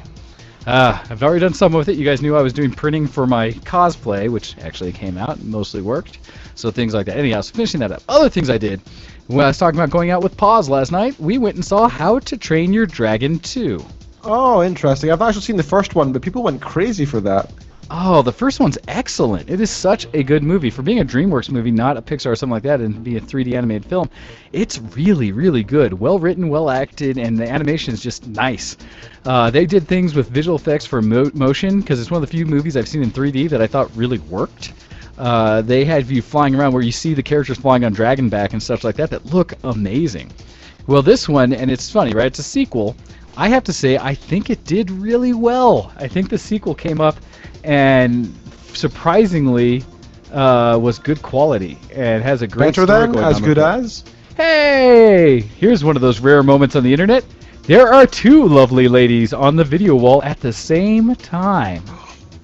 Impossible. What? Welcome, Copy and Lieutenant Fork. That is just, it's almost like the internets are going to implode. Amazing. Look how popular we are now. But no, it's funny because as Shiro, Copy and IRC is saying, Dragon movie made me happy. Baby dragons are super cute. But they do a good job. I've heard people scale. saying they were crying during the film. I could see where they could, because they do try to pull on the old feels on the heartstrings at some parts, because the story's well written. It's got some good stuff going on. Visually, it's amazing. They do such a good job with the way their characters look that it's consistent and really, really, really well animated. So the motion and stuff is wonderful. And they do such a good job with the main dragon in it, Toothless, that I try to understand what the driver behind his character is, but it's kind of like I'm assuming they did a lot of cat and small dog to understand like how he moves around and reacts to things. It is some of the cutest things you could ever see in a character, and it's just so meaningful. Where you go, the dragons don't talk or anything, but you could see such personality from all the different ones based on just how they interact with their human characters in the world. It's that well animated that they are truly their own characters. It's wonderful. Yeah, that's cool. And it had one of the better, like, I guess I would say boss fights, but a large fight with multiple dragons and things going on with massive characters in the back that almost made me think of like this is more epic than Pacific Rim, and having like Gaijin fights. It wasn't crap. They just didn't do a good job focusing how big. Oh, shush! That was a fun movie. You are wrong, sir. But no, I absolutely recommend How to Train Your Dragon 2. It's visually stunning. I think it actually worked in 3D. I didn't see it in 3D because we just got a showing that worked for us, but we both really enjoyed it. So go check it out. I'm doing my best to not spoil anything. They do a good job with the story, and I'm kind of surprised because there's even dark moments just for a little bit where you're like, what? But I thought it came out really, really good. All right. So that kind of covers the majority of just like the straight geeky stuff I did. The thing that I Now want we're to going to look at the homosexual geeky stuff you've done. Well, so with that level of it, you know, when you're really going to turn a new corner and try to go with the whole like AC/DC idea of how that's all about, you know, does it mean you're coming out of the closet stuff? You know, there's a way you can really do that in geeky formats. And with the 3D printer and stuff, there's little symbols you can... Anyway, no, that's a side note. No. What I'm talking about now is Denver Comic Con, because holy... What? Denver Comic Con, this is the third annual, so this is our third version of Comic Con that we've had in Denver, and surprisingly, we have grown so quickly. Last year, I think we ended up with over 50,000, almost 60,000 people that attended. I haven't seen the numbers yet, but I'm pretty sure we had about 70 this year. 70,000 attendees. It makes it one of the largest conventions for geek anything in the country, in the United States. I mean, we are outshined by, of course, San Diego Comic-Con and things like Dragon Con and a couple others that have been established, but Denver Comic-Con is really coming to its own. And I've talked in the past about some of the guests that were coming that made it that way. Almost the entire cast of the Star Trek Next Generation crew, minus Captain Picard, Will Wheaton, and... oh, who's the other one that didn't make it? Oh, I forget, but most of them were there. So we had like Geordie LaForge, was played by LeVar Burton. We had Diana Troy, Beverly Crusher, like the whole cast, right? Diana Troy. Yeah, exactly. Well, some of the other major ones, and there was some disappointment, right? Because unfortunately, some of the ones I was hoping to really see, like Carl Urban, had a conflict and didn't make it. I would have just loved to have given him a high five for his work on Judge Dredd and him hopefully making a sequel, because that movie's so good, let alone everything else he's been a part of. But the other one that I really wanted to see, and so Ken, you're going to have to do me a favor, and if I do come visit you this fall, you're going to have to help me look her up. Karen Gillan. The gal who plays Amy Pond on one of the Doctor Who seasons, a more late one, the Scottish redhead. Sorry, just saying. People say Scotland don't bring anything to the world but drink. Hey, they bring Case in drink, point. and yes. So just saying, I totally was trying to stalk her, but she did not make it to the convention. Damn it! But Denver Comic-Con as a whole was epic fun. 3 days of just geekery amongst everything, and it's funny because it's being a local con. I already go to all the smaller ones. So the Wasabi earlier in the year, which anime Starfest for all the sci-fi stuff, and later in the year this year it'll be NDK. And there's other ones that go on that I didn't even make it. I didn't make it to the steampunk one and stuff like that. We have so many conventions locally, but Denver Comic-Con is definitely like the midpoint of the year, biggest con that we have. So awesome to go, and because I've now been meeting all these people from the convention over and over. I have a lot of people there I know, so other photographers, some of the most amazing cosplayers I've seen, and I've shown pictures before, and once I'm done editing the 4,000 plus photos I'm sitting on right now, I will get them all posted up on the webpage so you guys can all check them out via our Flickr. That's one of those things, isn't it? Like when you're editing photos, you look for, you love doing the photography, and then you totally dread doing the editing until you're doing it. Then it's not so bad, and then slowly you start to enjoy it. But it's just looking forward to it. You just see the big pile of like 3,000 photos. So the funny part is, I can actually get through the photos fairly quick because there's only a handful that I'd really edit. But I'm sitting on multiple shoots. I still have to edit some portraits I'd done for our friend Sir Pencer and his family back in where I gave him a couple of the main shots he wanted, but I need to go through and finish the rest. I'm sitting on the professional shoot I did where I got paid for doing my Anime Land Wasabi with a model gal that I know there for her Attack on Titan cosplay. Or no, that wasn't Attack on Titan. She did DMMD for this one. And in that one where her Mink cosplay, I still am sitting on where I initially had 800 photos from her, and we've broken it down now to that's the one I'm working on right now, where it's only like 100 I have to really edit, but I have to really clean those up, do blemishes, things like that, just to make them look really nice. And then I have to sit down where before I did, that'll be the last from Starfest. Then I had a Concourse to Elegance one, which is the car show that I go to each year. That's millions and millions and millions of dollars worth of cars. That'll be easy because cars are easy to edit, right? I just have to make sure the saturation, they're not overlit or something like that. Done. That'll be quick. But then I get into the Denver Comic-Con where I took over a memory card and a half's worth of it, so I have at least 2,000 photos just from DCC sitting on my computer waiting to get edited. As well as some video, because there's some gals that were singing one night that were just epic. Anyhow, so lots of happenings, lots of pictures I took. Also, with me going, things I did personally is I did cosplay. And I'm tempted to bring up some pictures that I could show, because for those who didn't see it... Yeah, please do, because I love those photos, man. I enjoyed looking at them earlier, as I said to you, actually. Yes, actually seeing the photos that were there of me. So with that, I will go to my own Facebook link so that I can try to find the photos that I have linked in there, and hopefully not have to bother everyone with all my other stuff. But let's see, photos of me. Aha! And so we'll put some of these out here. All right. So maximize this on the screen, and I'll switch it over so people on the video feed, if you're not watching, you're going to miss out, but I'll try not to spend too much time here, can look, because the first picture that's going to come up is the cosplay I did of Shepherd Book from Firefly. This is the same thing I did at Starfest, but it was such a hit that I felt I needed to do it again. And so what was fun is the picture that's up there is a group of ladies, lovely ladies. We're doing a version of essentially a pinup female cast, all female cast of the cast from from Firefly and Serenity. But in doing so, go figure, they had no Zoe and they had no Shepherd Book. So they saw me, and apparently my name was going around the con because I had people coming up to me from several places saying, "Oh, I heard about you from my friend the other day. I had to come find you. And I'm so epic. Could I get a photo?" And things like that. I actually got a lot of photos taken of it, and it makes me very happy. But they Have you found them all on Facebook yet? No, I haven't. I'm sure Everywhere. there's more to come, and so we'll see what I end up with. But that was, I really, really liked. Hey, go back there. No, you As we're all just silly thing. looking through your Facebook now. Yes, no, it's like, no, I was trying to click on the picture, and somehow I backed it up. Anyhow. There we go. So there's a couple pictures I had with the gals there, as well as we were getting ready, some people showed up and like, "Oh, let me take your picture, Book." Another picture you'll see on here is my other cosplay was that of a male version of Storm. Well, that one's not lit the best. Hopefully I can find out. That's with another gentleman that I friended from the convention, Abel, that does an amazing Iron Giant cosplay. And he stands sitting there like, 8-9 feet tall, which is pretty epic. But here you can see my full Storm cosplay, where I spent about, and thank you, this is actually, I'm very happy that Lieutenant Fork is in the IRC and able to listen to this, because without her help, this would not have happened. Because I had to sit upside down, 80s style, on a bed for essentially, what was it, like 2 hours almost, getting my hair sprayed with both white hairspray as well as using a nice Ben Nye hair whitening makeup to get my hair to stand up on its own. And you can see in the pictures that my hair is pretty much defying gravity. And it did a pretty good job of it for about 12 hours or so before it finally started falling.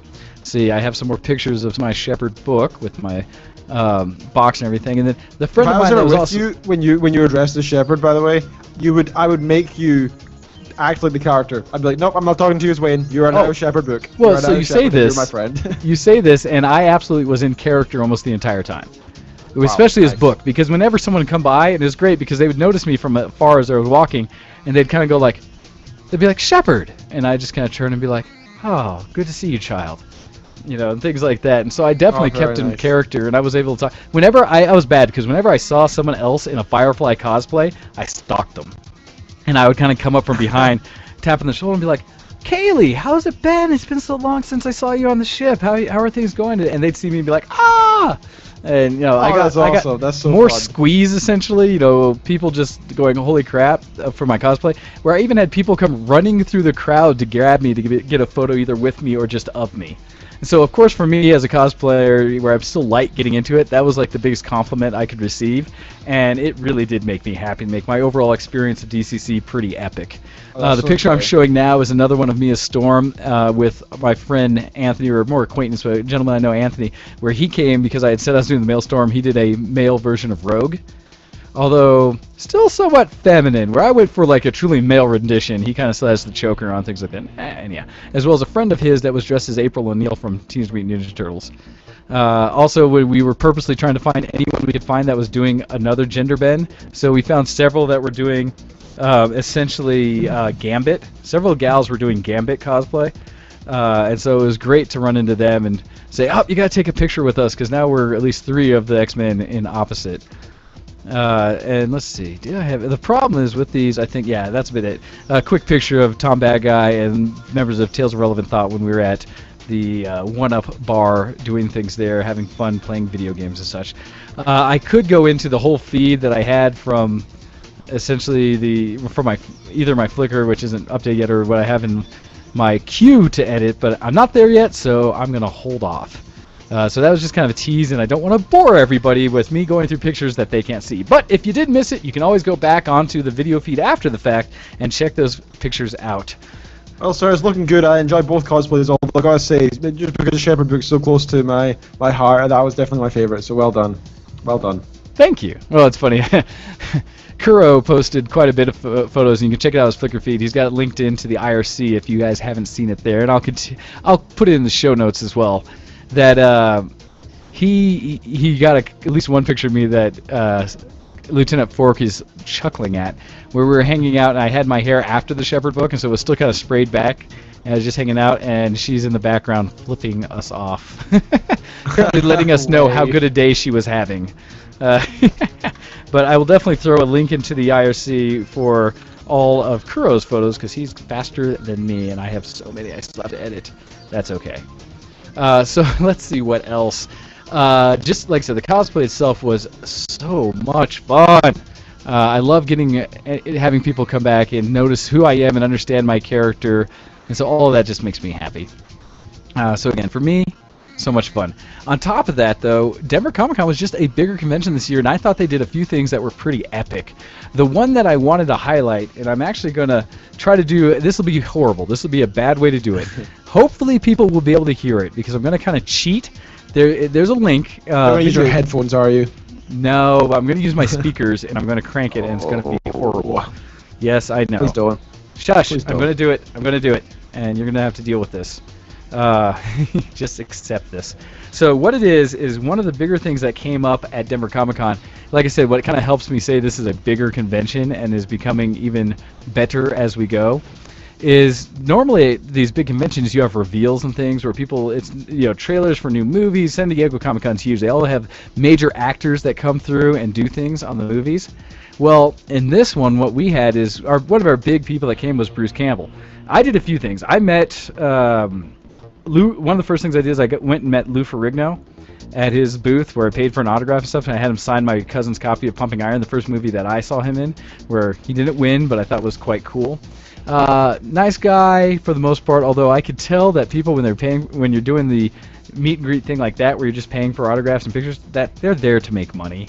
And I have a whole tirade and rant. They can get sick of it, and you can see why. I'll go into that. Yeah, you know? I'll go into that another time. But they're there to make money. They don't, in a lot of cases, really care about the fans. But what it is, because everything's cash. And I saw the lines. I did the math quickly. Heck, Bruce Campbell just signing things. I think he easily turned in probably 10 grand in like 2 hours of just cash sitting there, getting people giving autographs and stuff. Just saying.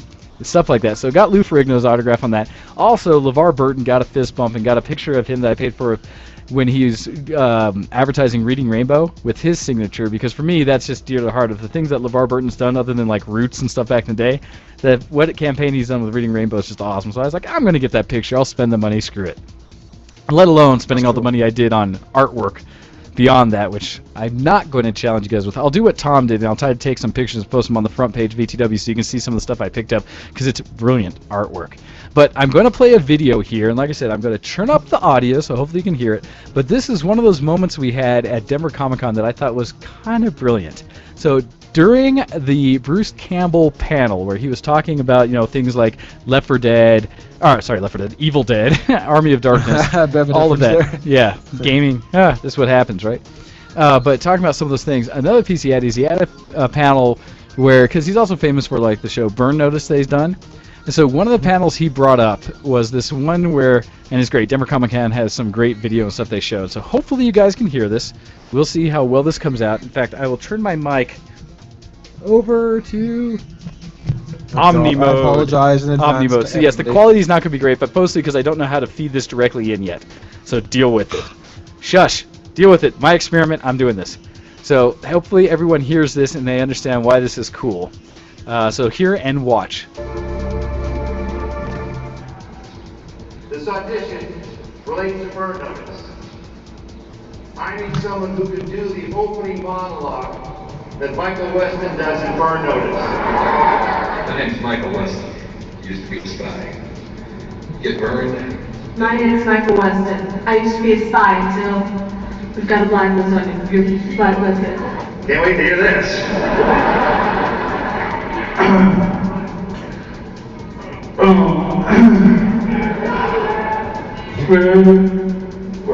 When you're... My name is Michael Weston.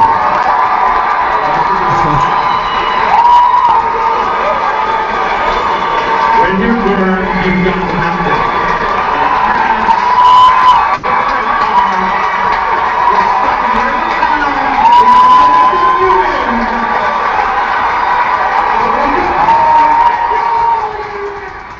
So, hopefully what you heard from that and what you see in the video there is that one of the things they did, and why I was so excited for our Comic-Con this year, is that we finally got essentially a reveal. And so what happened was, and I have the link in the show notes for people to watch it themselves, is they did, as Bruce Campbell was hosting the panel, saying, hey, could someone come up here and do the monologue, a contest for the show Burn Notice? At the beginnings, he had this guy and gal up there. They do their version. The guy kind of does okay, but then the girl does it and does it better than him. Because Bruce Campbell looks over at him and is like, see, you missed that. And the girl absolutely got it. And then they had the guy there in the bad Duck Dynasty cosplay, and he starts kind of right before it. And then when he does it, it's dead on, and you hear the whole audience lose their stuff because they instantly recognize the voice. And it was the actor, Jeffrey Donovan, who plays Michael Weston, the lead actor from the show, and it was his first convention he's ever done. But he didn't let me know that was him. Nobody knew. Nobody knew he was coming. He wasn't on any of the billing. And so the fact that he came out and did it was just awesome. That adds a big thing, I think. Yeah, and that's one of the things I liked about this Comic-Con for us, because that shows how much bigger we're getting in Denver, that we finally got new people coming that have not done conventions, and they enjoyed it enough to bring it out to Denver versus the major Comic-Con or something that's coming up in another month. Something like that, or it's coming up soon. And so that was just like, yay! We are getting bigger, and I am so excited. There's lots of stories that came out of Comic-Con. I won't belabor it too much because we have other things to talk about geeky. But some of it was that not only did I go with the Tales of Relevant Thought crew because they were doing their thing, also went with Kuro and our friend Lieutenant Fork, who are both in the video wall. Or Lieutenant Fork was, and then apparently dropped out. Like her, I don't know what her internet's doing, but. They joined us, and then we had a room together, and we all went to the con, did our things. Kuro also cosplayed. He did his Sufferer from Homestuck, and he has a really, really good Sufferer. Not many people do it, and he does it well. And then Lieutenant Fork, it was funny. She was really stressing trying to do. She had an idea for doing something with, yes, Tabaxian, as you're asking, did I meet the double clicks? Yes, I did. And I mentioned that they had done an interview on our show and was very happy to see them, especially since I have just recently got from the Kickstarter my double click signed album from them for Dimetrodon. And so that just had come in right before I got my shirt. And because I have my die that I got from it, my 3 6-sided die, as well as my pin that I got for Dimetrodon from the double clicks. And so I got to see them at their booth at DCC, and did I take a picture of them or not? I gotta go through so many that I had. But I got to say hi and thanks for doing your show.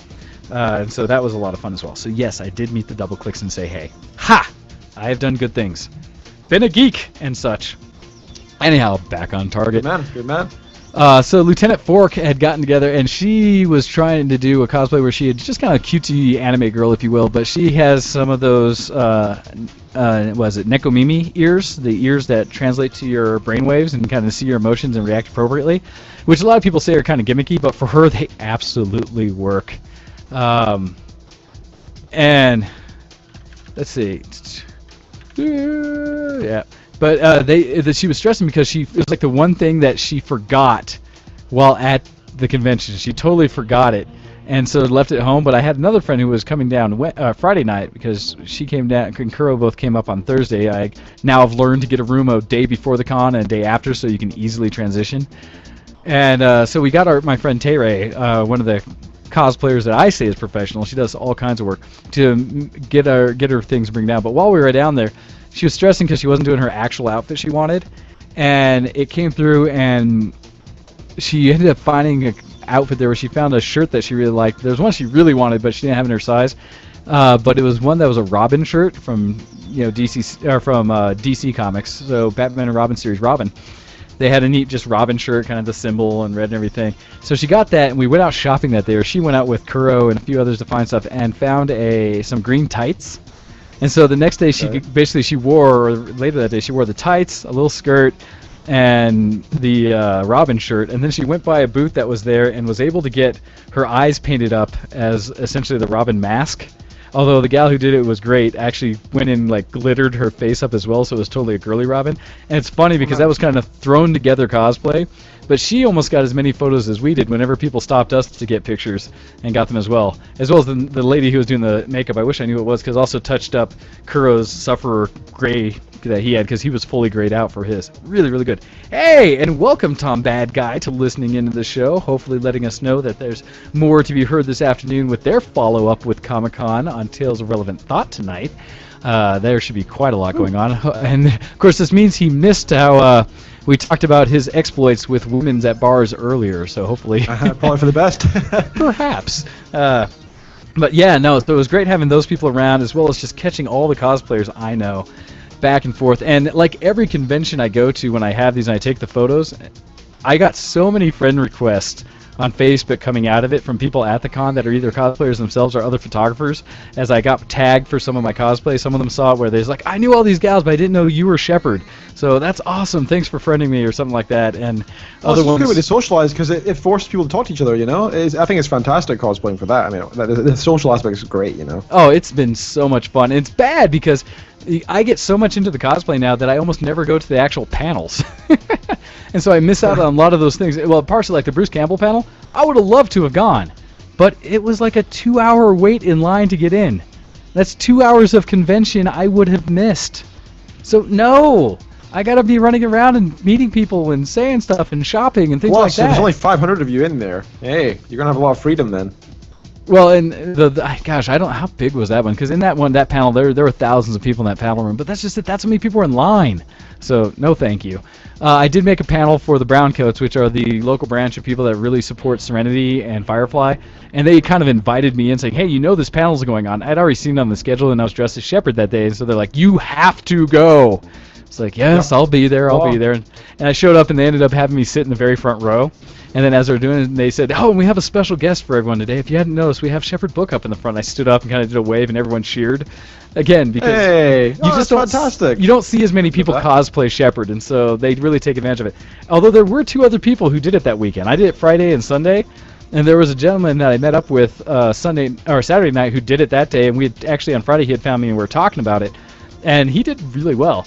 Then there's this other guy who I ran into on Sunday who was doing it, who I'm sorry, but you did it terrible, sir. Terrible.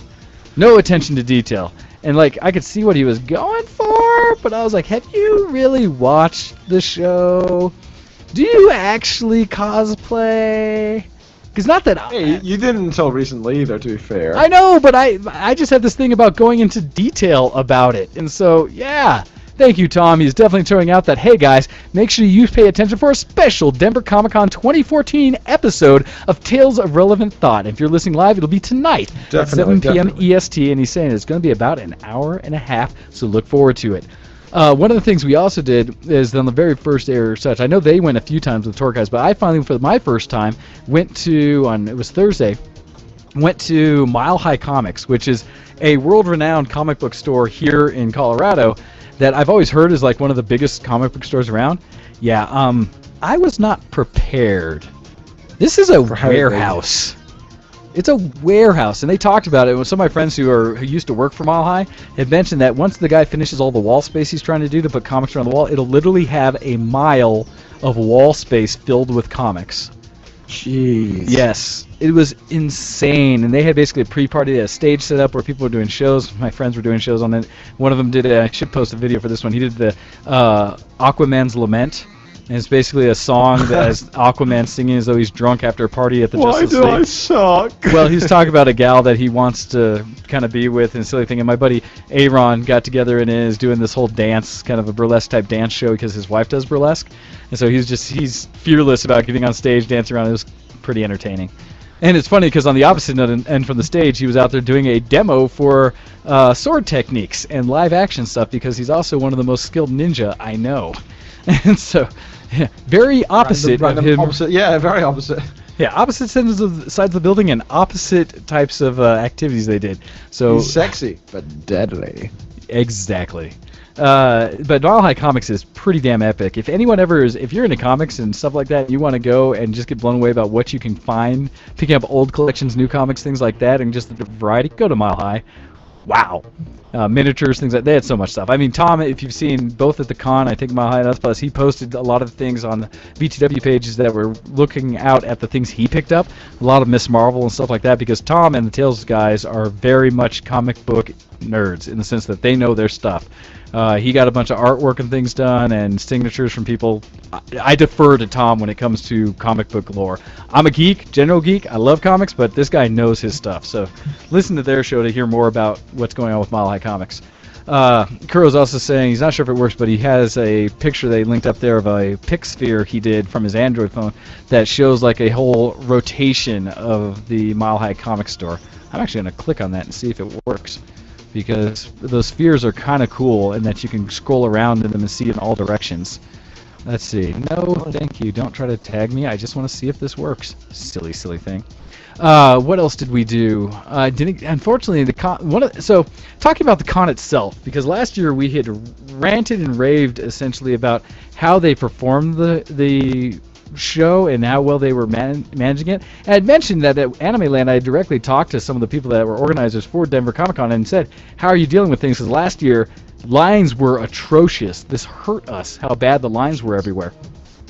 You know, it took hours to get in initially. This year, I gotta say, they did a good job. They listened to their audience? They listened to their audience. They did what I'm assuming they'd said it before, but I think they actually did it, where they sent members of their convention staff to other areas to show off or to like find out how do other people do it at big cons, how do they get things going, and they did it. And in doing so, I mean, we got in. I was there right before they opened. I went and got breakfast at our hotel and then went there ahead because Kuro and Lieutenant Fork were still getting ready, and we just got in like nothing. I mean, I was stuck behind probably a good 10,000 people, but it only took maybe 10 minutes once they opened the doors to get inside. And so it was nothing, because they'd set up a pre-line where you traded in your tickets for your badges, and then you're just waiting to go in. They checked your badge, you're inside. So I will give them credit. They figured out the line situation significantly better. It did not. I never felt like, holy crap, the lines. For panels, that's a bit different, but there's not much you can do. If people start lining up 2 hours early, well, then you better line up early. They can only let so many in. The other thing, though, and this is a criticism that Lieutenant Forks just put up in the IRC, how she said, sucked how the con closed at 7 p.m. Yes. And it's so weird for us because all the anime stuff I do, because they have them at the hotels directly, these conventions are open till like 9 o'clock at night as well as later. Like they go to 9 with panels. Some of them go to panels till like 11 o'clock, 12 o'clock, 1 o'clock where they're doing these late night adult only things and stuff like that. And then, the most of the ones I go to have like sponsored dances with DJs and stuff that everyone goes in cosplay to dance around and stuff, which is so much fun. And so it was kind of jarring where it's like, what do I do at night? Because we closed at 7. I have to go like get dinner and go to a bar or something, or just hang out at the hotel. What's up with that? And for such a big convention over 3 days, it's amazing how at the smaller conventions with anime, they can fit all that kind of stuff where they need, like, programming from... They have stuff running from like 6 in the morning where they're doing screenings and stuff at anime conventions, all the way till like 2 in the morning where they're still watching movies. They should have that at this convention center. The only thing they had that went after the regular hours was the gaming area, which they had some arcade stuff set up in like a big rock band setup. That's it. And so it's just like, gosh, you obviously still had the convention center. Why not keep it open? The dealer room closed at like 5 or 6 at night, and then they get everyone out of there at like 7. The convention center was still open. I kept going back taking photos of people because they were still running around hanging out. Where on Saturday, I was there till 11 o'clock at night taking photos and stuff in the convention center. And you walk around and it's just empty. So it's like, what's going on? And so that's probably my biggest criticism. I think they could have fit more, and they could have kept like the big panels with all the big actors that, yeah, you have to coddle them because, I don't know, they have to be asleep by 7 o'clock. But you can coddle all them and have their big things from like 2 in the afternoon to like 6 at night, right? All the big name star ones. But all the things that's more local people doing their discussions, have them go from everything else so that people can go to the All Lolita panel at 8 o'clock at night, or the, anime as it applies to comics and manga at midnight or something. They could do that, and I think they're just missing an opportunity there. Oh well. So that's one of the main criticisms with the way that the con was run. But beyond that, I would say they did a much better job this year, which made me happy and makes me look forward again now even more so for the next year's convention. So we'll see what happens with that. But overall, brilliant time. I'm trying to think if there's any other real specifics I want to bring up about just Comic-Con itself. Like I said, I went to the Serenity panel, the Brown Cloaks, which they also invited me. Apparently, they do a fundraiser every time near Joss Whedon's birthday, and they said we do a screening of Serenity at a theater that we rent out. It all raises money for charity, and we do a costume contest and things like that. You gotta go. And so I may have to go as Shepard one more time. No, I think you do have to go because. Dude, that was such a good costume, and it sounds like a good crowd of people, so I think you should go. Oh, it is. Like I said, so much fun. It's funny, too, because even on Facebook now, I was getting people responding like, I was trying to figure out who you were because I saw your cosplay, loved it, and thanks for friending me and stuff like that. It's like my list expands each time, where now I know everyone in the convention scene, which I love because, again, professional cosplayers are such cool geeks. So awesome, especially now that I'm doing other things, because I successfully finished printing out, and you'll see it in my costume, like my X's and stuff for my 3D printer, for my belt buckle and my clasps. And so it's like being able to blend all my geekery together. Yay! Anyhow, like I said, I picked up some amazing artwork. I'll get that photographed and put up there, so hopefully you guys will see that, and we'll go forward with that. Last things I have for the geek, for my own geek cred, and we'll do one more check in the email to see if anyone sent us something, is I got into, and this kind of bridges the gap a little bit, but apparently the Battlefield Hardline beta. And so this was a new version of Battlefield that was announced that's coming out to essentially be like a urban combat version where you're cops and robbers. Really, it's cops and robbers. And in the beta, the only thing I've seen is a mode where you're essentially running after money, where there's a central area where the robbers are trying to steal money, and you're trying to go there to get the money as if you're cops as evidence. And you can also steal back money from each person's vault where they're storing it. And essentially... well, I thought I always enjoyed cops and robbers based games, be it in Warcraft 3 maps, be it in standalone games in the past. It's just a bit strange for it to be in the in this franchise, in the Call. Sorry, you said Battlefield, didn't you? In the Battlefield franchise, I think that's a bit weird. Well, and so that's the thing. It's they're trying to market it as like it's a brand new game or something like that, but it's just Battlefield, and with a different skin on it. Paz and I were talking about that, where it's like it's not really a new game. What are they trying to pull? And so I played it a little bit. So far, I'm just like, I'd rather go back and play Battlefield. And so I don't know the draw, but we'll see. What are you talking about, Kuro? I should have explained some more. About what? And yes, Tom, it is cool if you're in Denver, but the nice thing, if they have other things like that throughout the night at the con, it gives you the option, especially for like all the kids, and that's what kind of Lieutenant Fork was talking about, where it's kind of a, you're downtown Denver, but if you don't drink and you don't go to bars and stuff, what are you going to do? If you don't have your own transportation, can't get out to like the one-up like we did, which is brilliant fun, or some of those areas like that, then what do you do downtown at night when you're a kid? Get some food, and that's about it. So I'm just saying there's other things you could have done like that. And yes, Stoner, that's the other fun thing about Battlefield Hardline, saying that, but we have Payday. Isn't that kind of it? Yes. And Paz even said there, saying, I think they ran out of ideas. They had some issue. And Serathis, I agree. Battlefield Hardline is a $60 mod. Don't buy it. It's like, thank you. It's just, I don't know how you consider it a different IP, especially when it's tied into everything that was coming out of E3, all these announcements and stuff that are going on, which is what we are going to talk about next. So with that, I'm going to transition out of the Geek Cred. We're going to take a break, and a little early this time since we were a little late last time. And what? Somehow that makes it okay. It makes, well, and I also want to get us enough time that we can kind of take our time talking about all the things that are, Tom, then learn to drink or drink underage. Kids, don't do drugs. And so with that, I want to give us enough time. Drug. It absolutely is. Shut up. It alters your mind state and destroys brain cells. It is absolutely a drug. It's just a legal one. And fun. But it's one of those that... No, sorry. No more alcohol talk. We're getting back to gaming. And so with that, we'll take a break. Alcohol, actually. Yeah, well, yeah, because not that we're totally drinking alcohol right now. No. Alcohol. Yum Amarula.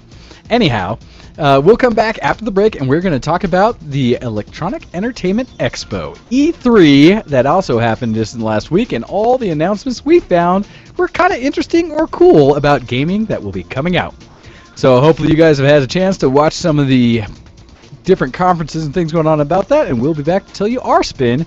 And feel free to email or IRC chat us to let you know what you liked and things like that. Aha! Before we go to the break, I got the notice. We just said there is a new copy mail. Oh, we have a couple things. All right. So with these, we actually got 2 emails in just in the last minute. All right. Ken, I'll let you take the first one, and I will take the copy mail. I've already closed them all because we finished with the emails. What's going on? I told you I was going to check one more time. I'll take the first one. Okay, I have returned. Released the Zompocalypse. Hello, Ken and Wayne. Yes, that's right. I am back. I'm not telling you who it is yet. Better Run for the Hills is the Zompocalypse. I've been gone for a long time and many things have happened. I got kittens, which is the main reason I've vamoosed. Sadly, they need much real-life attention as opposed to virtual or mental attention. Yes, they're not Tamagotchi or anything like that. They need much real-life attention, but they are now big enough to roam the entire house.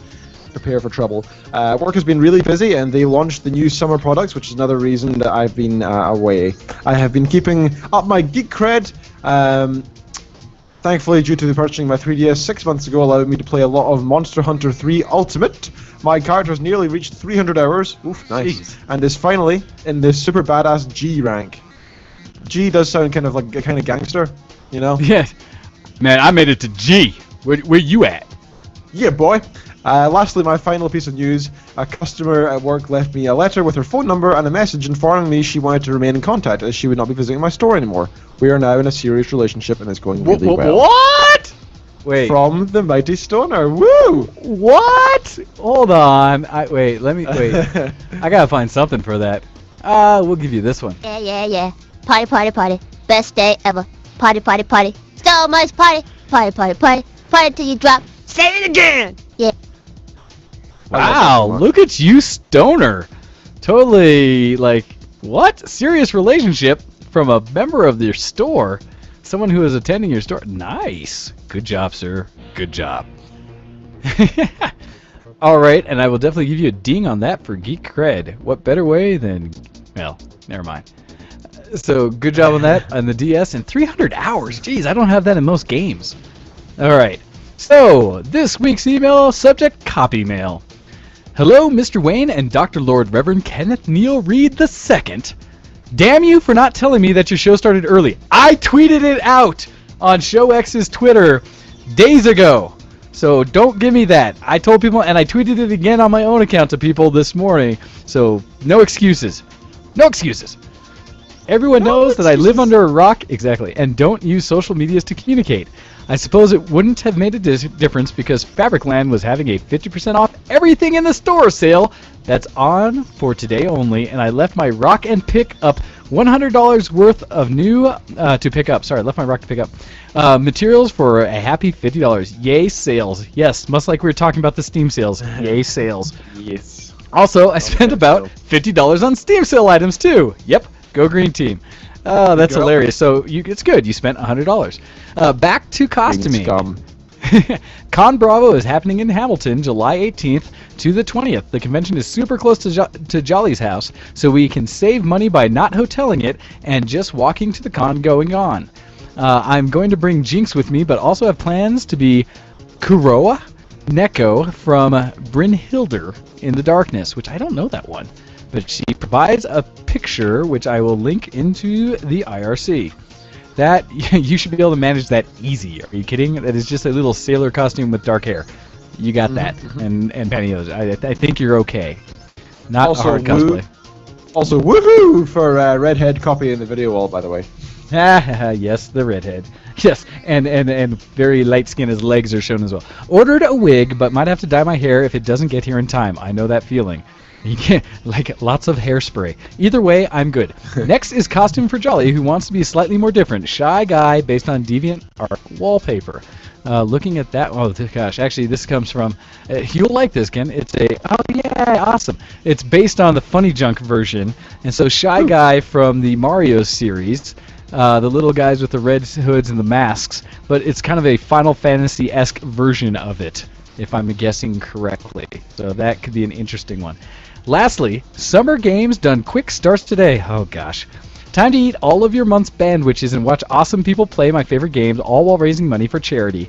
That's all for now. See you next Sunday. Much love, the original copy. P.S. Mr. Wayne, did you get to see the insanity of Copy's Monopoly rules? No, I haven't yet. You were out they're conning when I fantastic. sent the mail. If people understand the chaos, feel free to attempt them in your own games sometime. I do need to go back and check that out. No, I have not seen it yet. But We actually as have a Ken couple has still told to me... read. Oh, really? I was going to say, because as Ken Yeah, said, I it didn't was do them all. pretty epic. So I'll have to go back and see those. But no, have not. So good. And nice thing is those 2 emails for Geek Cred lead us right up to a proper time for the break. So let's do that, and we will come back with E3 goodness. So with And that, some more copy mail. no, another one? Oh, are you going to finish up? Monopoly rules. No! We were talking E3. Hour of E3. If we get to it at the end, then this. But otherwise, E3, sir. So, we're going to take a break. Do your bio breaks, refreshing your beverages, and get ready to buckle down for some E3 news and all the good things gaming. All right, we'll be back in about 3. This coming from this is something that I was shown this weekend, and I don't know specifically all the details of who made it. It says Piffy and Errol, but hopefully after the break, you guys will let me know what this was from. It is called Walkthrough. So hopefully you guys enjoy and let me know what you think. All right, we'll be back.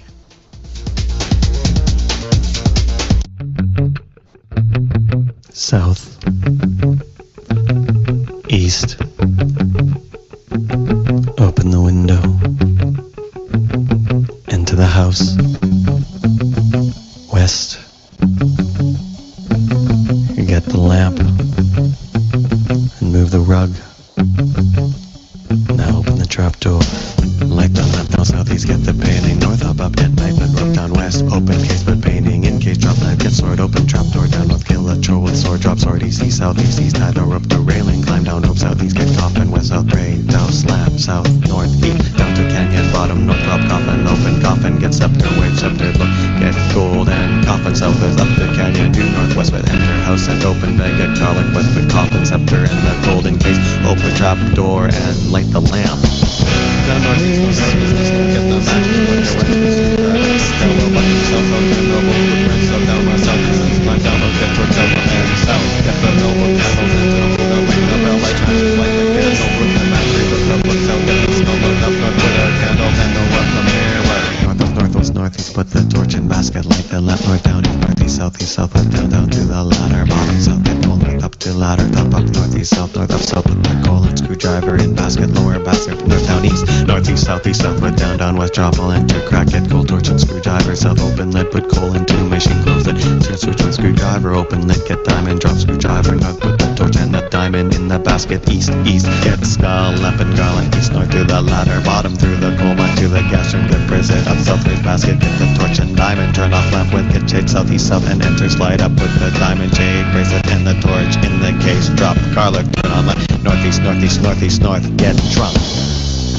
North get airport, north get trident, south to reservoir, south to east to play book with trump, get info, say lunch, wait, get boy, east to the beach, exit, boat, get shovel, northeast, pick the shovel, pick gate, drop, shovel, get the scarab, south with drop, the boy, get the rope, south to the falls, up rainbow, turn off lamp, south to canyon, bottom, up to canyon views, back to the White House and the living room.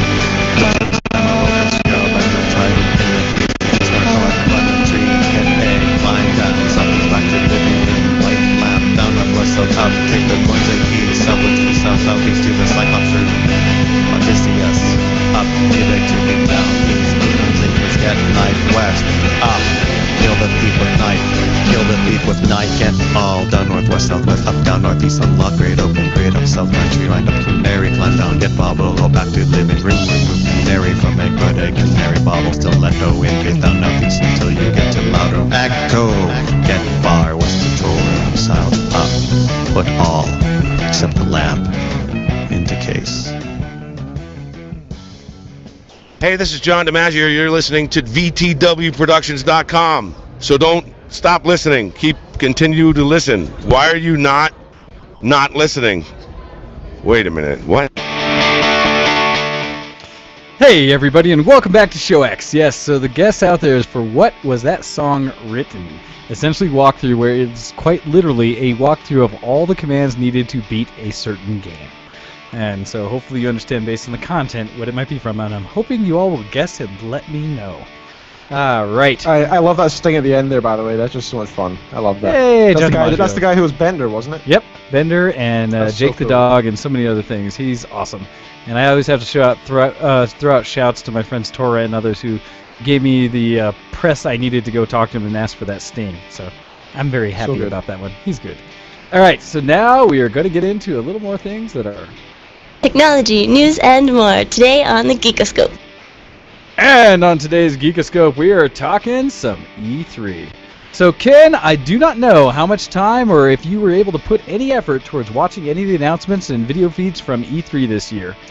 As I mentioned last week on the show, I kind of tried to stay away from it because I was looking forward to talking and being surprised on the show. So I've been ducking under the E3, and that's annoying because I have so many friends at work who are nerdy and they play games and stuff. And I've been trying to avoid it because I want to try and be surprised and have real... Like, just say to you guys, like, oh my god, I can't believe that's happening on air, you know? So, let's jump into that. You see, you do that, and that just means I have to have more effort of bringing up everything so I can talk about it properly. I can now look on IGN and get stuff, don't worry. Okay. Don't worry. Well, because, so E3, the Electronic Entertainment Expo, is one of the biggest places for announcements for games each year. And this one, it'll be argued whether it was groundbreaking or anything that's truly going to just blow people away. But I thought personally there were some interesting ones announced and stuff that I am looking forward to. So with that, we'll bring up some of the things that came out this week, or this last week. The big companies all have their own conferences. I say, well, all, but arguably. Nintendo, ish. They did announcements, but I don't know. Nintendo, you guys are falling off. I'll say it that way. I'll try to bring up some of the things they had. So I do have a link that I'm going to use to kind of help frame the overall discussion. This comes from Games Radar. And the reason being is they just have some kind of quick infograph stuff that allows me to go through some of the stuff they're talking about, some pictures to remind me of things that were announced at the convention, as well as some stuff that they were hoping that was hype ready, but didn't necessarily come through. So with the link, and it kind of frames some of the discussion, starting off with basically some of the Nintendo announcements. One of them at the E3 presentation, and the nice thing, there's also links in here that talk more specifically about it, but was the announcement for Bayonetta 2. And this is one of those games that I don't know, I never played. Ken, don't know if you played Bayonetta. No, I haven't. Essentially a gal that could run around sliding all over the place, just shooting the bejesus out of everything. I played the demo for this, actually. I played the demo on this on like my Xbox 360 when I first got it. I did like 20 demos, just like, oh my god, I'm going to buy all these one day, then never did. Yeah, well, and that's one that I know, like, Octil, I want to say, played the heck out of and enjoyed, just for the silliness that was Bayonetta. So, a new one is coming. That's really all I can say about it, because I missed that piece of it. A lot of my watching of E3 content was done while fervently trying to finish up my cosplay and sewing and things like that, which can be seen anyone who's watched my live streams that I did or is still out there, just bad. But some of the other stuff Nintendo had, because as we like to joke, Nintendo has, like, all of 5 IPs, and that's it. So they have some updates on those 5 IPs. It's interesting that you seem to be looking down on this, because I think you're the only person that I've heard of so far who's not happy with what Nintendo's doing or did at E3. From what I heard, people were saying they had the best panel, they were very professional about everything, and it was very fun to listen to, etc. And they didn't slip up and mess up like everybody else, apparently. Oh, I don't think they messed up. I just have an issue that I don't think they really are providing much that makes anybody need to go buy a Wii U. And I think most of the things they're still providing, I think people are still confused with the fact that the Wii U is a new console other than the Wii. That it actually is a more powerful system. That's like one of the biggest mistakes they made. I mean, heck. I find that so funny. Well, their number one console that Nintendo has is the 3DS. It's the number one thing they have. Well, no. I've talked to many people who thought that the Wii U was just an upgrade of the controller. A controller with a new screen. That's what they thought it was, not an entirely new system that could do 1080p. And so, yeah, Nintendo has done some bad things. Well, so when I talk about with the IP thing, it's mostly a discussion that, yes, they have solid games that are good. But darn it, they need to find a way to be relevant in the market, because I'm not going to buy a system for just a single game or two. They're not that epic. And you are the difference. The thing is, they don't care too much with the Wii U. They're still making a bomb with those generic games coming out again and again, and people keep buying them. So on the Wii U, if it did nice, great, just like the Wii, because they made a lot of money from that. But its failure, I don't think it's going to be a big effect on Nintendo. They have so much money saved up, it's going to be like. But they are losing. They are losing money, as Tom Bad Guy puts in there. Says Nintendo is dead. the key is that they've continued to drop because they don't know how to be relevant in the market today. And that shows in their announcements, because while there are games that I think would probably be a lot of fun and cute to play, one of the examples is and I'm sure Copy will love this one, Yoshi's Woolly World. And essentially what it is they took the engine for the Kirby Yarn. And I don't know if you saw, I've actually played a little bit of the Kirby Yarn game, and it's neat. It's got visually, it's a side scroll consoler where you jump around and everything, and it's a lot of fun. And so they're making now a Yoshi game that's based on the same concept. It's got a great look. He looks like yarn. Everything in the world looks like it's sewn and things like that. It's great. It's just Kirby, but now with Yoshi in it. So, really? Okay, that's one of your big ones? That's fine, okay. One of their bigger ones, which is, I'm surprised that this is even an announcement, it's so old school and yet, okay, fine, is that they released the thing for Mario Maker. Cool, right? Mario Maker. Yeah, see, Shiro, so yeah. Copy's like, it's crocheted Yoshi! Yeah, I mean, he's cute, yes. I already played that game. So Mario Maker, and this is one where it came through, it says, Nintendo confirmed the heavily rumored Mario Maker at the E3 presentation with a brief gameplay trailer showcasing some of the exciting features. As expected, it's a 2D Mario game with an extensive level creation aspect in the vein of Little Big Planet. From what we can tell, it looks a bit more simplistic than Sony's game, but it looks like you're limited to using objects that already exist in the Mario game. So things like that, but essentially you can build your own Mario. Okay, cool. But I mean, really, they could have probably built that on the Nintendo. You see, the thing is, I don't care, because I never played Mario as a kid. I played Sonic, and that was my thing.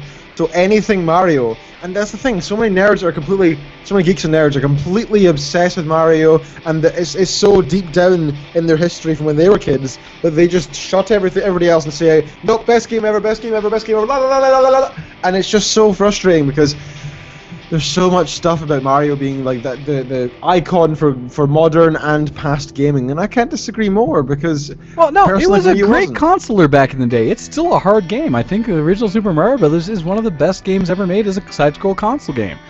But I agree. They haven't done anything else. Well, that's my problem. Is they haven't really progressed it much. No, I say that wrong. The Mario games consistently have been good, and they've progressed the genre, and they've done things that are fun games. Nintendo makes fun games. They make 5 fun games.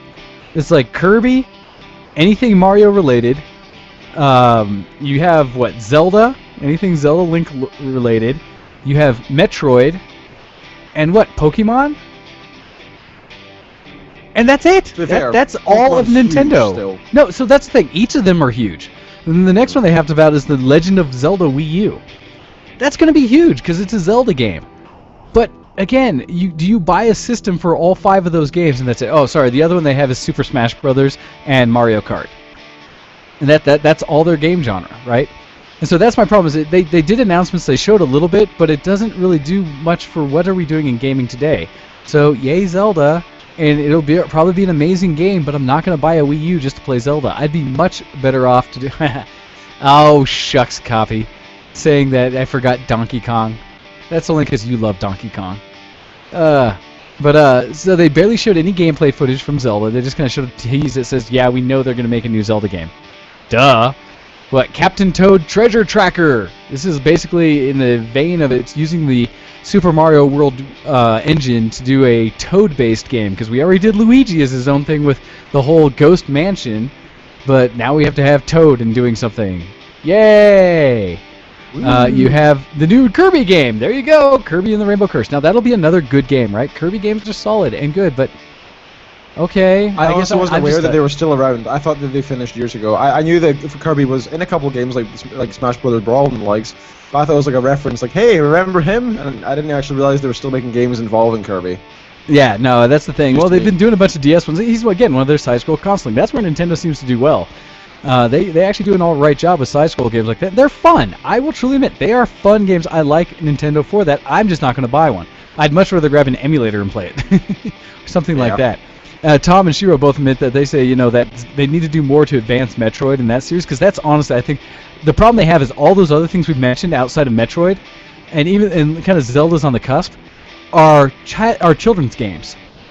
And I'm sorry, but the industry is not advanced by children's games. They're advanced by all the new stuff for hardcore gamers. Not anymore. No, they're not. And so the problem they have as a system is that they don't cater to the hardcore gamers. There's no, essentially, a Modern Warfare type game, or more specifically like the Halos or the Killzones and stuff like that for the Nintendo system, that's like a go-to FPS that people really want to play. They don't have an amazing racing game. Mario Kart's fun, but it's not a hardcore serious sim. But apparently the new Wii U can do that. It's got the power for it, but they don't know how to tap that market. And so instead you get a bunch of kids games, and the problem is the parents who are buying these things are uninformed. Yeah, they're going to get a lot of sales because kids are going to whine and scream and do whatever until their parents buy them something. But I don't think it's really doing anything to progress the industry, and so as a whole I really do think Nintendo is falling off. And that's, maybe I'm wrong, but that is really just me. Ha ha! Thank you, Serathis. Toad is the Krillin of Nintendo. Sorry, you were saying? Oh, it's just Serathis and IRC saying Toad is the Krillin of Nintendo. I appreciate that. Yes, I appreciate that.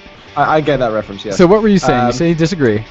I disagree because I think, while I look down on the way that their strategy, and I think it's kind of silly and a bit dry these days, that they're repeating themselves over and over like this, even if the games are still fun, it's the same thing again and again, the same characters and the likes. I like games that are good, but, same with Tomb Raider. I don't want to see Tomb Raider 13, I don't want to see World of Warcraft 4.0, etc. I'm quite happy with the originals, and I'm happy with that. I don't feel like we need to keep pulling it through the mud forever, like they did with The Simpsons, etc. in that genre. I think they're still going to make money, though, because people are still buying the stuff. No, they are going to make money, but I'm just saying, I think what you're going to see is them continuously start to fall further and further off the market. Because nobody's excited like, oh my god, Nintendo. Well, I actually want Nintendo to go to the route of Sega. I really do. Because the Dreamcast was a great system back in the day, but they just messed it up business-wise, so they couldn't maintain it. But what's Sega do now? They now farm out their IP to every other system, so I can play Sonic on my PC, and it's brilliant. Let me play the new Mario and Zelda on my PC. If they would focus on just the IP they had and stop wasting money on all the systems, keep making the DS. Because honestly, you guys have the best handheld gaming system outside of a phone that exists. Keep doing that, great. But lay off the console. You just don't get it. You've lost it. And so, there you go. But that's the beauty. If they would stop, you can start getting those IPs on better systems like we always say, PC Master Race. Bring it to my PC. I will play the hell out of it. It's just like the Fable thing, right? That's an Xbox game, but I didn't buy it on Xbox, but I just bought it on sale on Steam. Yep. And so... Did you buy it? I thought you were in for it. No, it's still sitting in my cart. I haven't actually hit the button yet. You should. It's so cheap. You may as well. Yeah. Anyhow. But I don't know if I agree with the whole follow Sega, because I don't think they're doing very well either. I mean, yeah, they're still redoing Sonic 1,000 times, which I still think is terrible as well. Hey, it's like Blizzard. It's like Blizzard. It's like all the other companies out there that have like 2 or 3 games they actually make money on. And so, fine, but focus on the game. Stop trying to make a system. That's my key. Okay. Or fine. make the best plug-in Wii controller ever, but sell that Wii controller to the Xbox and Sony, to the PlayStation and the PC. Just sell the controller. Do something like that. Stop trying to make your own system that nobody cares about. Yeah, I kind of agree. Okay, fair enough. Alright, so anyhow, that was Nintendo. There were announcements from Ubisoft, from Microsoft, from Sony, all the other systems coming out, and so I don't have the specifics on those. There's arguments as to who won the convention and the conference stuff, and I've heard, like you said, that Nintendo did a solid job. Like I said, it just for me wasn't exciting. I've heard the back and forth on whether it was Microsoft with the Xbox or if it was Sony with the PlayStation 4 that really focused on who won their piece. And really, it's funny because we don't have a PC conference that comes out on it. It's just you concentrate. That's weird, isn't it? Well, so what it is if you watch the other manufacturers, you watch what Ubisoft put out, what EA put out, and stuff like that, and you just look at what games are being announced, and you pay attention to that little side piece that says PC, and that's where you say, "Yay!" All that matters is it says coming on PC. And speaking of coming on PC, one of my favorite announcements from E3 about coming on PC was that for GTA 5. I enjoyed that one as well. I thought you were going to mention your favorite porn website or something. That didn't come out of E3. No, and I've had that same one for a while now. Yeah, Good stuff. Anyhow, so GTA 5, the fact that they're finally bringing basically the update to San Andreas back to the PC. We knew it was going to happen, everybody, because the announcement was done in the same time frame as they did it for the PlayStation 4 and for the Xbox One, where they're saying they're bringing it to the next-gen systems or the current-gen systems now, as well as they're bringing it now for the PC. But that's the only announcement that matters. is that the PC is where we care, because like with San Andreas, if you go out there and look at the mod community that came out, and you know ShowX is a huge supporter of mods, right? Can't have too many. And and did you see that yes, video? I saw. I didn't see the video, but I saw your post. I haven't watched it yet. Oh, you should have watched it. It's so funny. I will. Okay, for anyone not aware, you should go check out our Facebook page, because we post up some funny pictures and articles occasionally, and there's one classic one there of somebody who's modded Skyrim to the ridiculous amount, to the point that it's you'll see. Go look. It is very good, and so yes, but the fact that they are opening up, because with San Andreas there were so many mods that came out for Grand Theft Auto that people were driving all their custom cars they wanted. They put entire new like gameplay elements, costumes, things, storyline, levels and stuff like that into the game that expanded the universe far beyond what the game normally was, just like with the Skyrim or anything. And Grand Theft Auto is arguably, now that they went to 5, because 4 was meh, but 5 is one of these, again, big open world things, and people gave it rave reviews. And even things that if you didn't like in the past, if you should almost always be able to find a mod that will make the game perform the way you think it should, and you'd really have a good time with it. So I'm really looking forward to it. They've already shown that it's going to be phenomenally better looking on the PC than anything else. They're not doing the stupid thing like, gosh, what was the company that announced that it was going to look, I think it was Destiny or something. Was it Destiny? Or no, it might have, I think it was the other Tom Clancy-based one.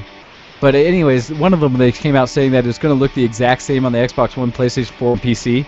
And whenever I hear people say that, I'm like, fail. Well, fail. Then I'm not interested. Yeah, it's just like, fail, because, come on, you can do so much more with the PC. Don't hinder us. Don't limit us like that. It's just like the announcement that came out. Did you see that Watch Dogs article? Yeah, I was just going to say that. Just like the announcement on Watch Dogs, where it's like, oh, so you remember how everyone said that it was prettier in E3 last year or at PAX, and that the release version wasn't as pretty?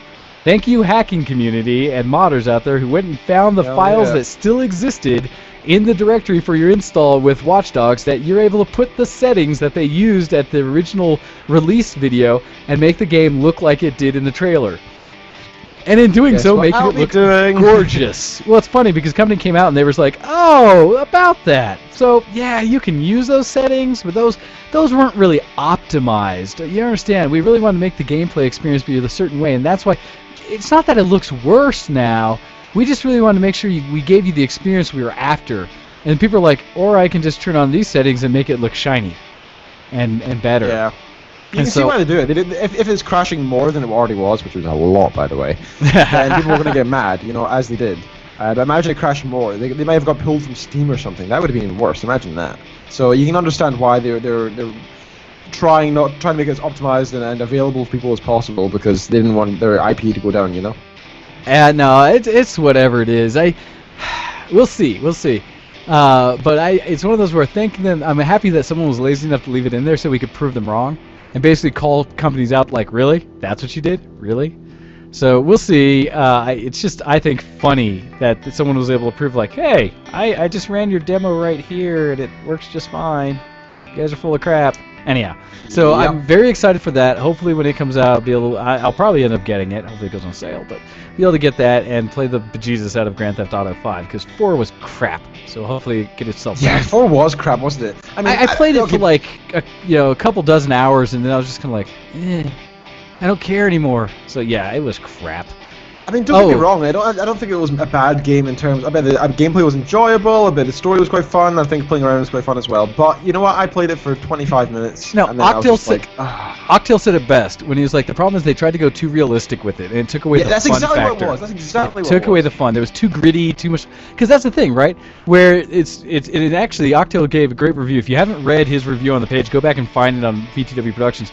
His talk about Watch Dogs, how much fun he was having with Watch Dogs, because he said the thing that it filled a niche for is where Grand Theft Auto 4 was too realistic, and Saints Row went too over-the-top, silly slapstick with a big purple dildo. That Watch Dogs is like the nice happy medium, and you're able to play that and really use the world, and it feels open and it's nice like that, and so awesome. Plus they've been patching it and trying to make it better, so we'll see.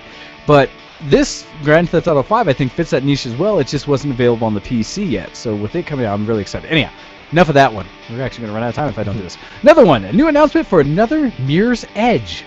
The second Mirror's Edge is being in development and coming out. Oh, you're kidding me. That's awesome. The first one was such a classic. It made a new genre, that? It was completely yeah, the idea of doing a first-person parkour type of game. what? And so that one is going to be amazing. And no, Shiro, I have not done this yet, and so I'll do it now, but I was going to wait till next week because I plan on going down to celebrate. As everyone in the IRC is talking about, I have to say, Kuro, even though it's not till Wednesday, happy birthday, Mr. President. Happy birthday to you.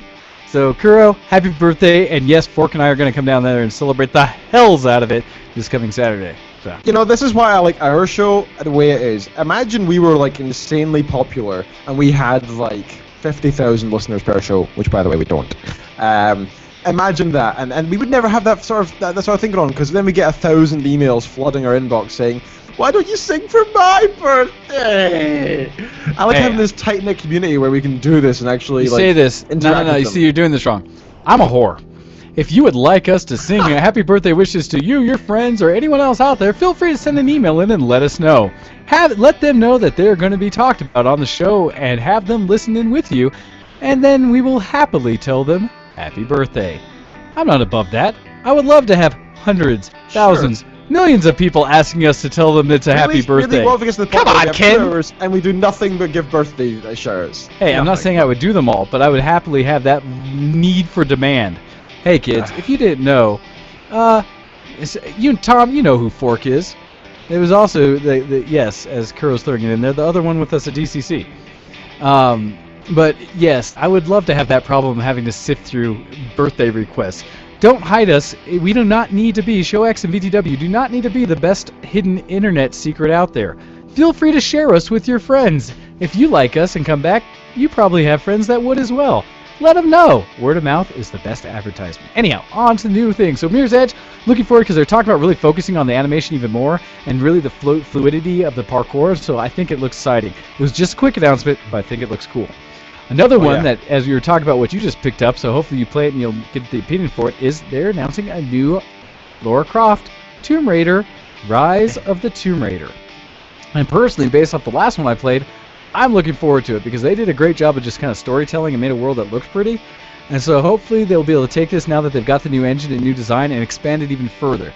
They got some of those elements of the original Tomb Raider and being able to dungeon crawl and find secrets and stuff in this one, and the last one they did, so I'm hoping they'll be able to expand it this time to make it even better. Where this was, the last Tomb Raider that came out, the one you just picked up, was their transition to the new engine, new look, and resetting the series. I'm hoping this is going to be the one that fleshes it out and makes it amazing. So we'll see. So excited for that.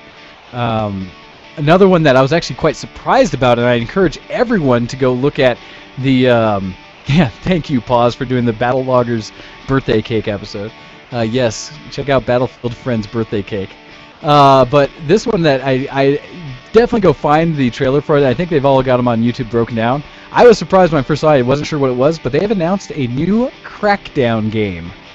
And so this is the Xbox initially. I mean, I think it was in the Microsoft. Oh, I remember that game.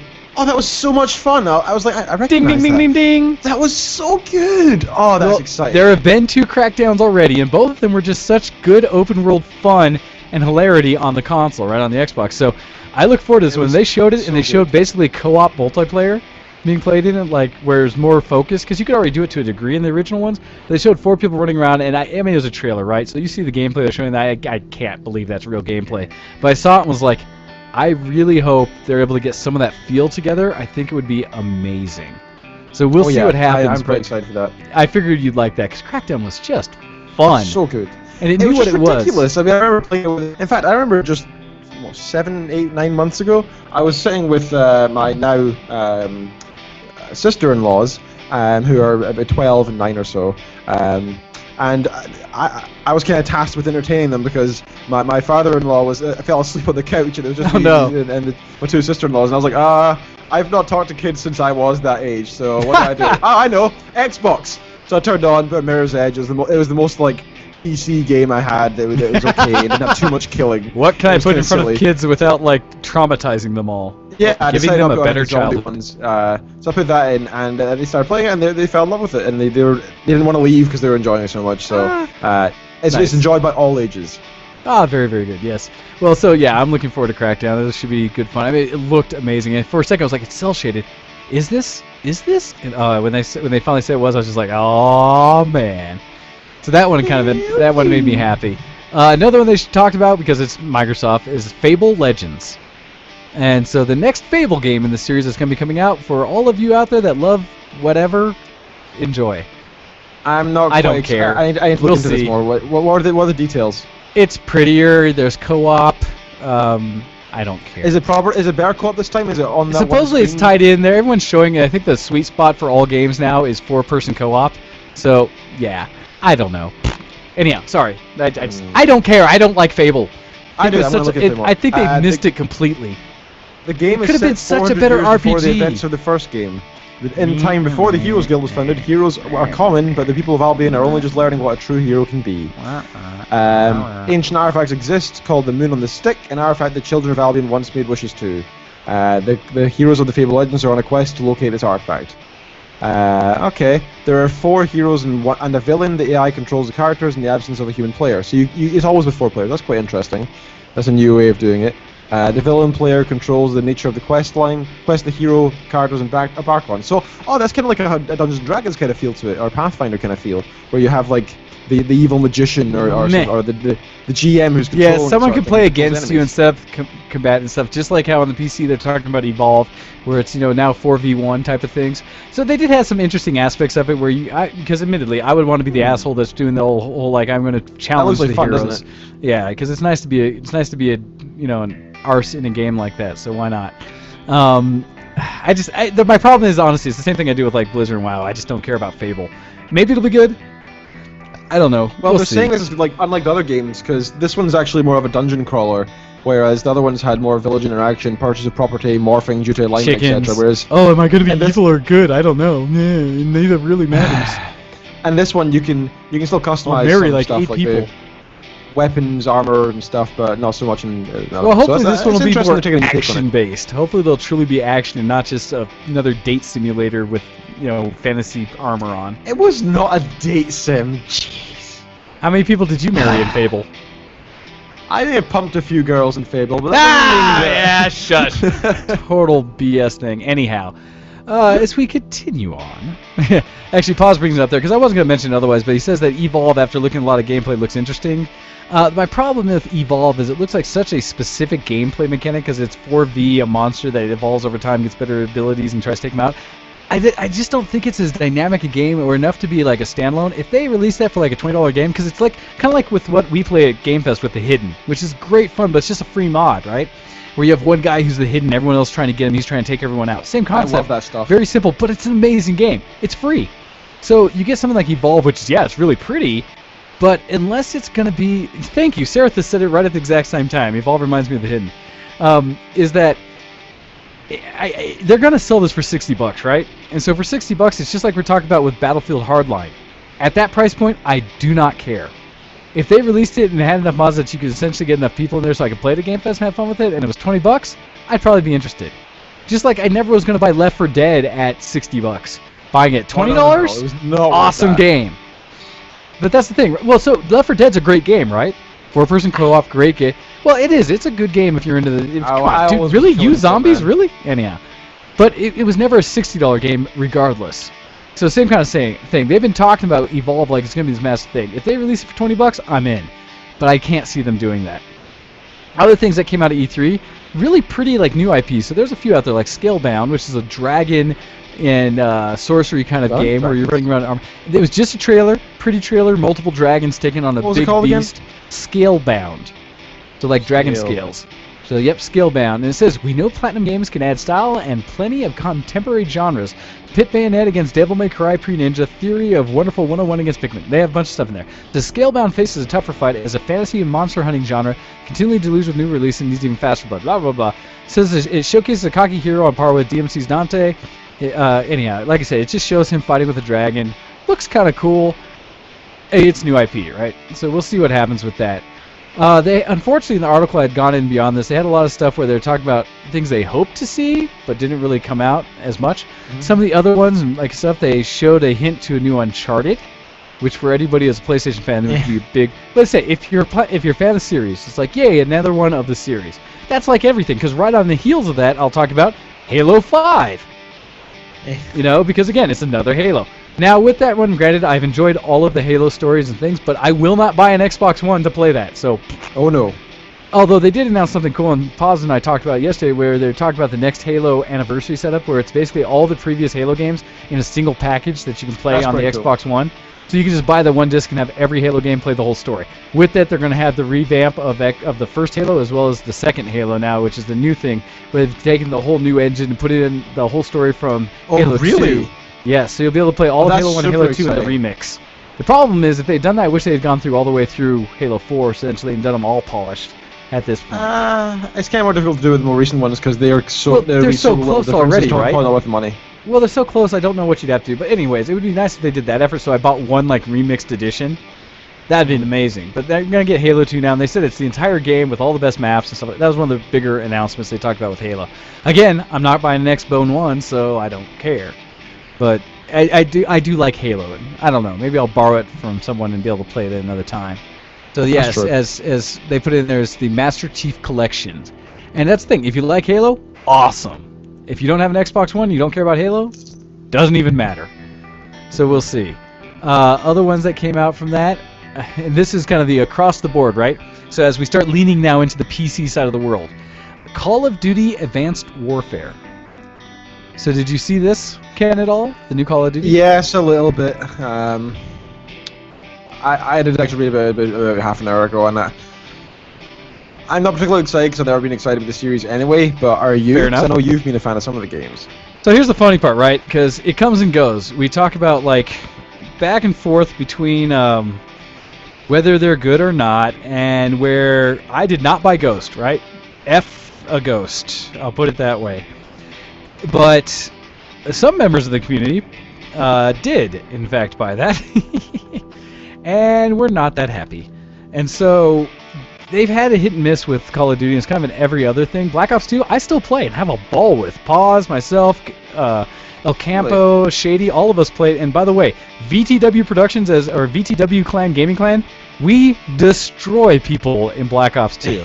So still love it. Still have a great time with it. So the nice thing about this is it's kind of a full fallback, and I'm sure Paul's at least excited for this piece because 2142 comes from when he played Battlefield 2142, which is that slightly futuristic version. Well, that's what this is. This Advanced Warfare is essentially that somewhat futuristic version of what was done in Call of Duty before. So I'm somewhat interested. The graphics look amazing. They do a good single player, even though it'll be 6 hours of gameplay and then done. Yeah. So I'm going to do like everything now and hold back and wait. I will not buy it launch day. I will not buy it day one. I will wait to see what it's going to do. No, I don't believe you. No, I didn't do that for Battlefield. I didn't do it for like Call of Duty Ghosts, so I didn't get burned by that. I put it in the same level as I do MMOs. Unless they're free to play, I'm not touching them for the first like month or so to see what people really say. And that saved me a ton of money, and I haven't been burned nearly as bad lately. So we'll see. But I do think it looks pretty, and they're doing all the modern stuff that looks kind of neat. It's a great video to watch, so we'll see what happens with it. This is one that I'm sure you'll hear more about on Tales of Relevant Thoughts tonight, that I hope you'll be interested in, which is Batman Arkham Knight. Nope, not at all. Oh, no? Didn't hear about it or don't care? Nope, I don't really care, because the other two games, everybody was bawling and crying about how good it was. They were like throwing themselves off bridges because they were so happy that they were done with life after finishing the game.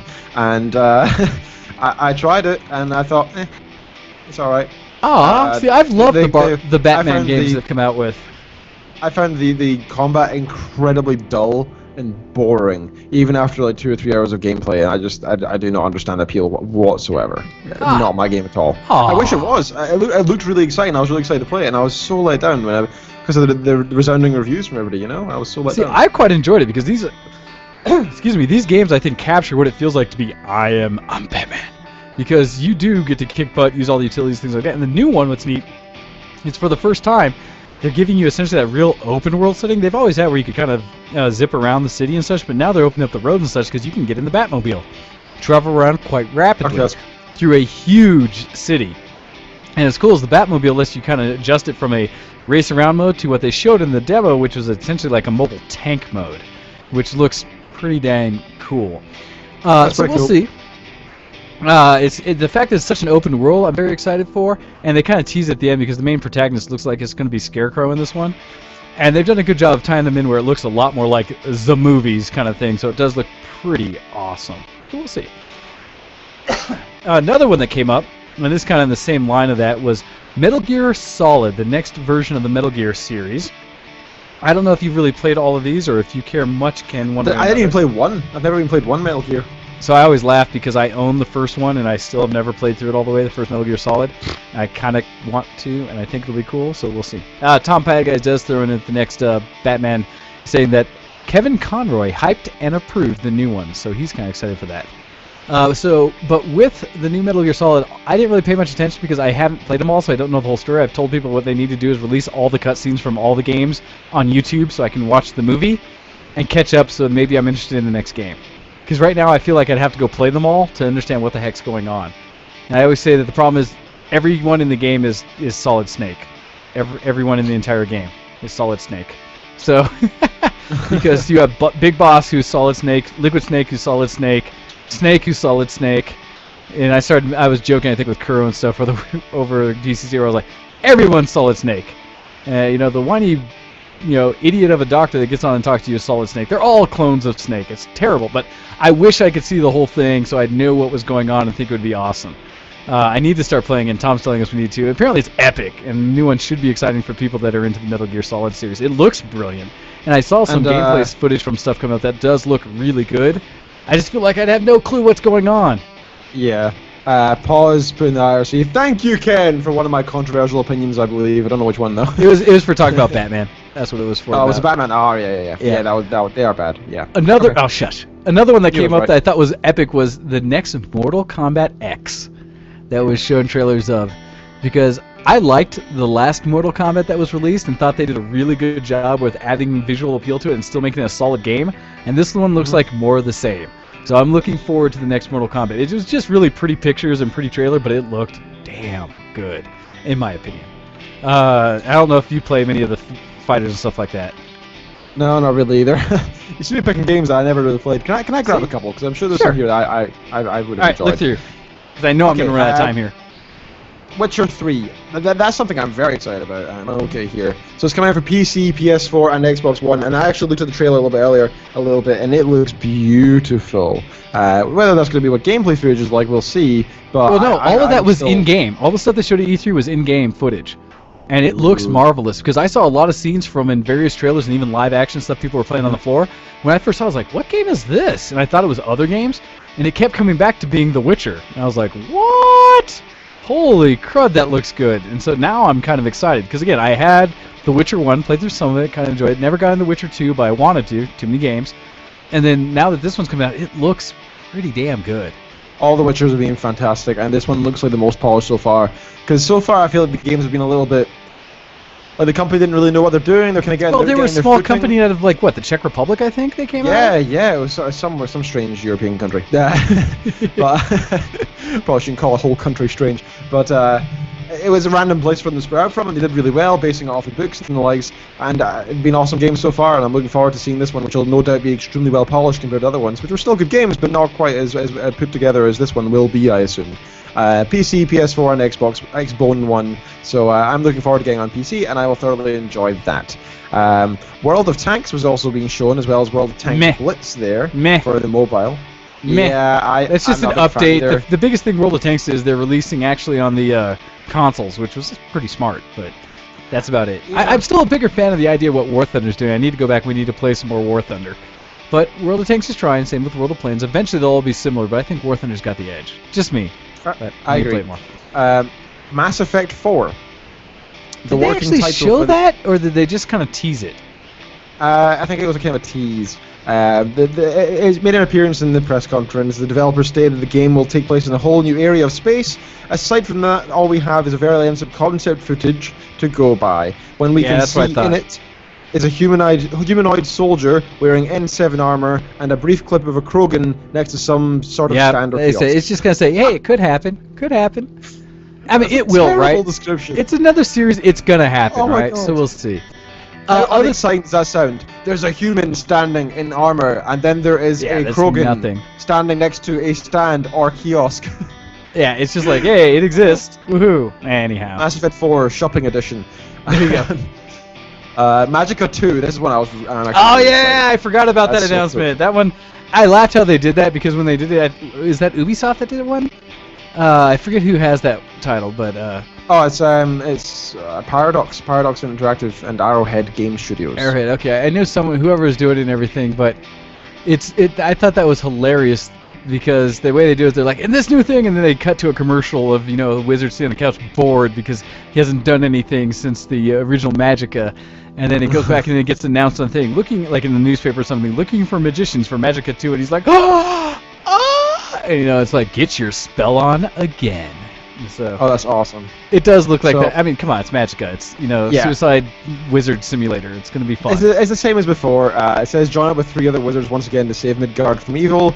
The game features a full story-driven campaign mode, it's the same as before. Up to 4-person co-op, same as before. Thousands of spells, magics, and artifacts. What I'm hoping for is more spells. Yeah, exactly. Was great. Yeah, because they did great with that. If they could add like a shift command that lets you do twice as many or something, it'd be amazing. Yeah. Who knows? That's what I'm looking for. I want it to be like so insane. crazy. I want it to be the point where when you see your friends and you talk to them, everybody has different spells, and everybody has like the basic few that they know, but then there's like hundreds of others that instead of everybody doing beam lightning. Yeah, exactly. No, that'd be so much fun. We'll see. Magic is one of those silly little games that everyone should have played. So we'll see. I'm really looking forward to that. All right. There's also Kingdom of Hearts 3. Meh. I'm not too excited because I never played the originals. Meh. I had a bunch they of were friends good, who did, but it's a meh. All right. Harvest Moon: The Lost Valley. Meh. Although Harvest Moon was a very really popular series for a lot of people, I didn't see anything on it, so I don't know. That's one I'd have to refer to like a copy or a Tom or someone about. Yeah, and I think that's the majority of things I'm particularly interested in. I've got other articles away from E3, but if you so get we'll anything else see if there's other ones that you like from my list, because other ones they had follow-ups on Destiny, which is the big multiplayer sci-fi that everyone's going to be part of. And your camera's doing wonky things, so it keeps going blur and out of blur, I think based on how bright the screen is on you. But they showed more gameplay of it, and unfortunately I think it looks like other things like Watch Dig, a step down from the original trailer we saw and how they really announced it. So I'm a little concerned that we're not going to get the fidelity that really excited me about the game initially, so we'll see. Other ones I thought were pretty cool. I say we already talked about the Tomb Raider one, but so Assassin's Creed Unity. And now I'm pretty sure you're not one who liked Assassin's Creed as much, were you? Kind of. I really enjoyed the first one. I played the second one and on PC, and that was a bad idea. And I got the latest one as well, and I'm just like, Play it with the controller. It makes it better. But maybe, but I just didn't put me in. I think I said the controller makes it better. But it did. Well, I say this because my Xbox One controller, since they released the drivers, is really nice, so I can use it on my PC, but it has to be tethered. The new one, what I liked about the new Assassin's Creed, they did 2 major upgrades. One is it's better co-op, so you can actually do a co-op game now instead of just the multiplayer assassinate modes. And the other thing they showed was they're actually using where they have updated like crowd effects better than any game out there. Where now, as you do story elements, the entire crowd of people around you are involved in the story. It's not just you as assassins and the crowd kind of being this set piece in the back that doesn't do much that you can blend in or whatever use. Now the crowd is actively a participant in the story. And so that looked pretty interesting. The graphics look great. And so I'm looking at that. We'll see. Another one that came out that looked very interesting was Far Cry 4. And so, this is the next Far Cry. It's an update from the engine, the Cry engine, stuff like that from Crytek. I don't know if you ever played through the original Far Cries. I know that 2 I played 2 was, actually. And 3 I didn't think was that great. Well, no, actually 3 I never played. 2 I didn't think was that great. That's what kind of broke it for me. Far Cry 2 I thought was kind of bad. I played 2, and yeah, I hated the series from that because I bought an Xbox. It's when it first came out back in the day, and I put a lot of money into it, and I was kind of excited for it, and I really disliked it. I thought the whole trying to deal with your disease, the whole type of stuff was just so dull. I could not get into that at all. That was what I really hated about it because I only played maybe 20 minutes, 30 minutes of the game. Yep. Pretty, but I was like, this is such a dumb mechanic. They've gotten away from all that, and this one feels more like the original Far Cry, which was just go explore this island, the great vistas and beauty of it, and it's an FPS. And so I'm really hoping that this new Far Cry will be good. I heard 3 was actually alright, so I'm hoping 4 will be good, but I was turned off like you were from 2, where I never even touched 3. So I'm looking forward to it because it does look gorgeous since Crytek, and I do love their engine. So we'll see what happens. No guarantees, right? No guarantees. Yeah, but we'll see. I'm not particularly interested, but I do love Crytek, so we'll see. Yeah, I'm hopeful. I am very hopeful. Some of the other ones, let's see, I'm trying to look through if there are any other ones that I missed from the main talk. Oh wait, what was that one? There's Destiny, and then there's The Division, Tom Clancy's Division. That one still, I think, looks good. I think it doesn't look like what I first got excited for. This is the kind of slightly futuristic, the world's kind of run down, not futuristic totally, but just near future. But it's kind of a run around as a group mechanic tactical shooter. So it's a Rainbow Six-esque game because it's Tom Clancy or Ghost Recon type, but in a modern urban environment where things have kind of gone to pot. And the newest trailers actually show the world really has gone to garbage, and you're one of those few resistance type people that's trying to do the right thing where most of the world's basically gone to crap and people don't care for each other, stuff like that. So the first trailer blew us away. This one's a little different in the feel, and they talk about it where it says, since the initial announcement, we haven't heard a peep, and this is coming from the Games Radar article, saying, we know just about as much about the game now as we did last year. It's actually pretty cool. Ubisoft shows us an unbelievably awesome-looking MMO-style open-world shooter, but then goes dark. That's what we want. No need to know more, right? Well, so... Yeah, it's kind of fun that way. So we'll see. That one's just a little bit like, we'll see. Another one they showed, actually, I thought this was hilarious, is Sunset Overdrive. It's a game I don't really care about, but it's kind of an over-the-top zombie shooter type thing, or just running around kind of FPS, almost like what we play out with Loadout and such, which was a ton of fun. But the thing I wanted to bring up with Sunset Overdrive, and this is something specifically that Paz brought up to me yesterday, is that they had the big discussion with I think it's Ubisoft, that talked about Assassin's Creed, that they don't have female assassins, and they won't in the new one, but they don't have a good explanation why. They just basically say they're not doing it. So in Sunset Overdrive, they released a trailer showing that you can be as freedom as you want. Male, female, heavy, set, thin, all these different outfits. That makes more sense. And one of the things they specifically did as a dig against Assassin's Creed is they made a costume that was a female assassin. That almost looked exactly like an Assassin's Creed assassin. So I saw that, I was like, that's pretty cool. I mean, that's funny. Back to that sort of thing, I can understand why certain things, like say, there was a big hype on Tumblr for a long while ago, but why there wasn't any or many black Disney princesses or Asian, Indian, etc. And it's because most of them are based on European culture. Why would there be? There weren't many black or Indian people. No, it's because Europeans are racist. Like the 1100s. No, you're right. We're just racist. You're right. No, you're right. Well, I joke because I always say how what is it, that Japan's racist because in their anime they almost never have black characters. The ones they do are like so over the top, it's ridiculous. But yes, yeah. I do understand that point, and it's, yeah. If it's based on a situation where there are no black people, then there's no black people. Yeah, that makes perfect sense. But if it's kind of, more along the lines of it's a make-believe fantasy place, yeah, it kind of makes sense to do that now. Yeah. Yeah, it does, exactly. So, and that's fine. All right. As we get towards the end of today's show, there's two that I personally found as being like, holy yes. One of which, and I was trying to decide which of these I'm more excited for. One of them showed a lot of gameplay, so we'll go to that first. The first one is the new Rainbow Six. And I throw it out there that everybody needs to look up Rainbow Six E3 2014 to find the trailer for it, because it is epic.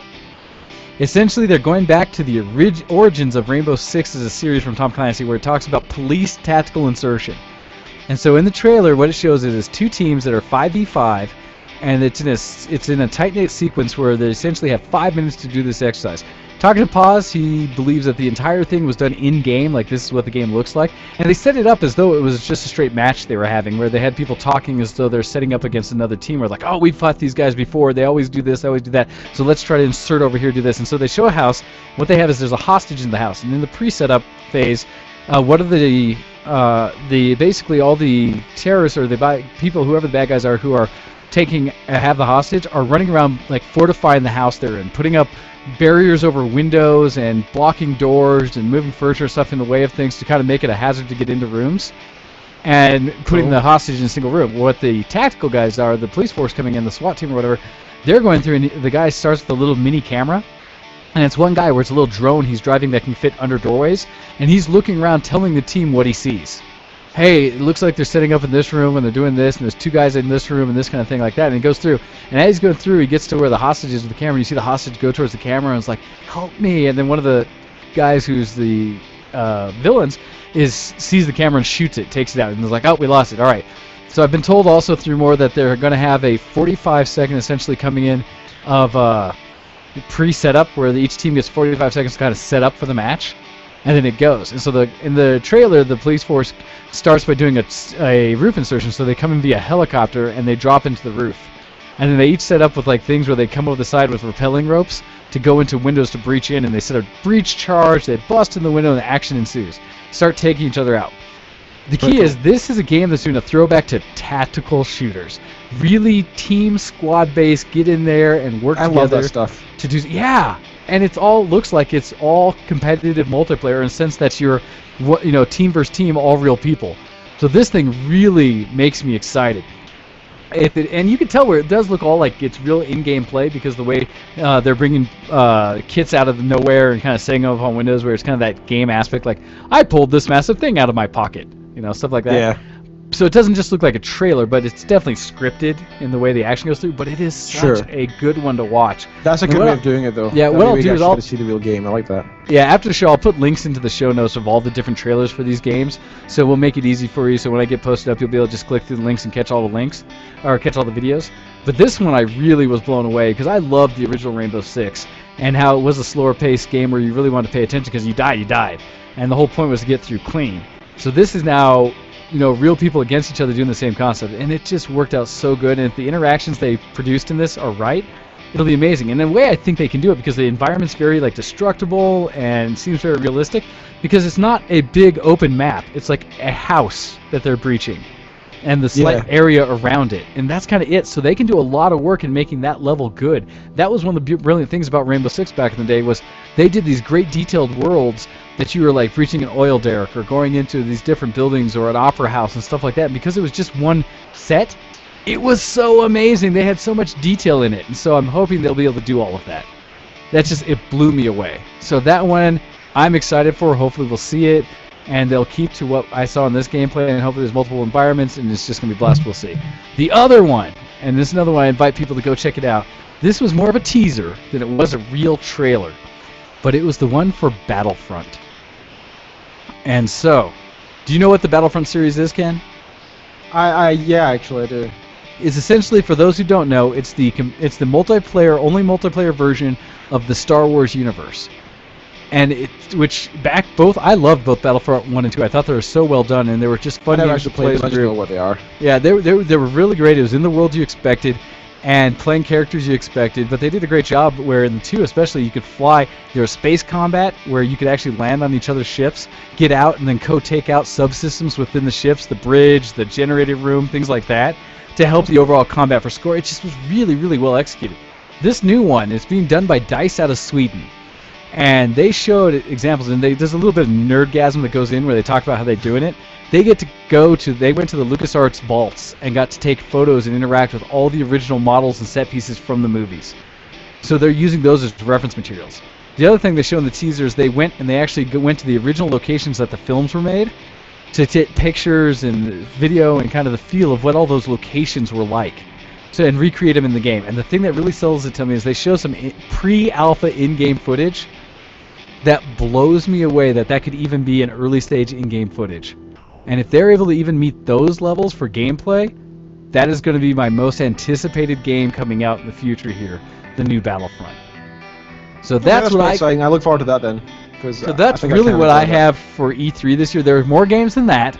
And if there's specific stuff that all of you saw through the announcements or would like us to revisit and talk about for our next show, please email in to showx@vtwproductions.com. Let us know what you're excited for consoles, PC, doesn't matter, anything of the games coming out, stuff you've seen or heard from E3 that we might have missed, or things that you're just really excited for, and we'll happily talk about it in a future episode. Definitely.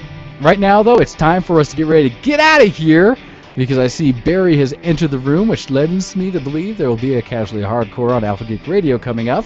And so let us try to wrap things up for this special edition of Show X, where we talked about some Denver Comic Con, some E3, and caught up with all the things we were doing. Ken, would you like to lead us out with all the stuff, where people can get us and where they know? Would I like to? Do it. Nah, let's just keep doing it. Let's just keep doing the show for the next We're going to be good. Cut this off. We got to play games today. Okay. You're listening to Show X on vtwproductions.com. Thank you for tuning in. We do appreciate it. Remember to tell your friends about us. We appreciate that as well. Because the more listeners we have, the more we feel like we are actually appreciated by you guys as well. We feel good about ourselves. We get little likes online. We like that. Check us out by sending in emails to showx@vtwproductions.com. Tweet us at GoHex, at DocDead, and at VTWShowX for myself, for Wayne, and the show itself as well. Make sure you check out the art contest in the forums. You know where to go. Yeah, I know you know where to go.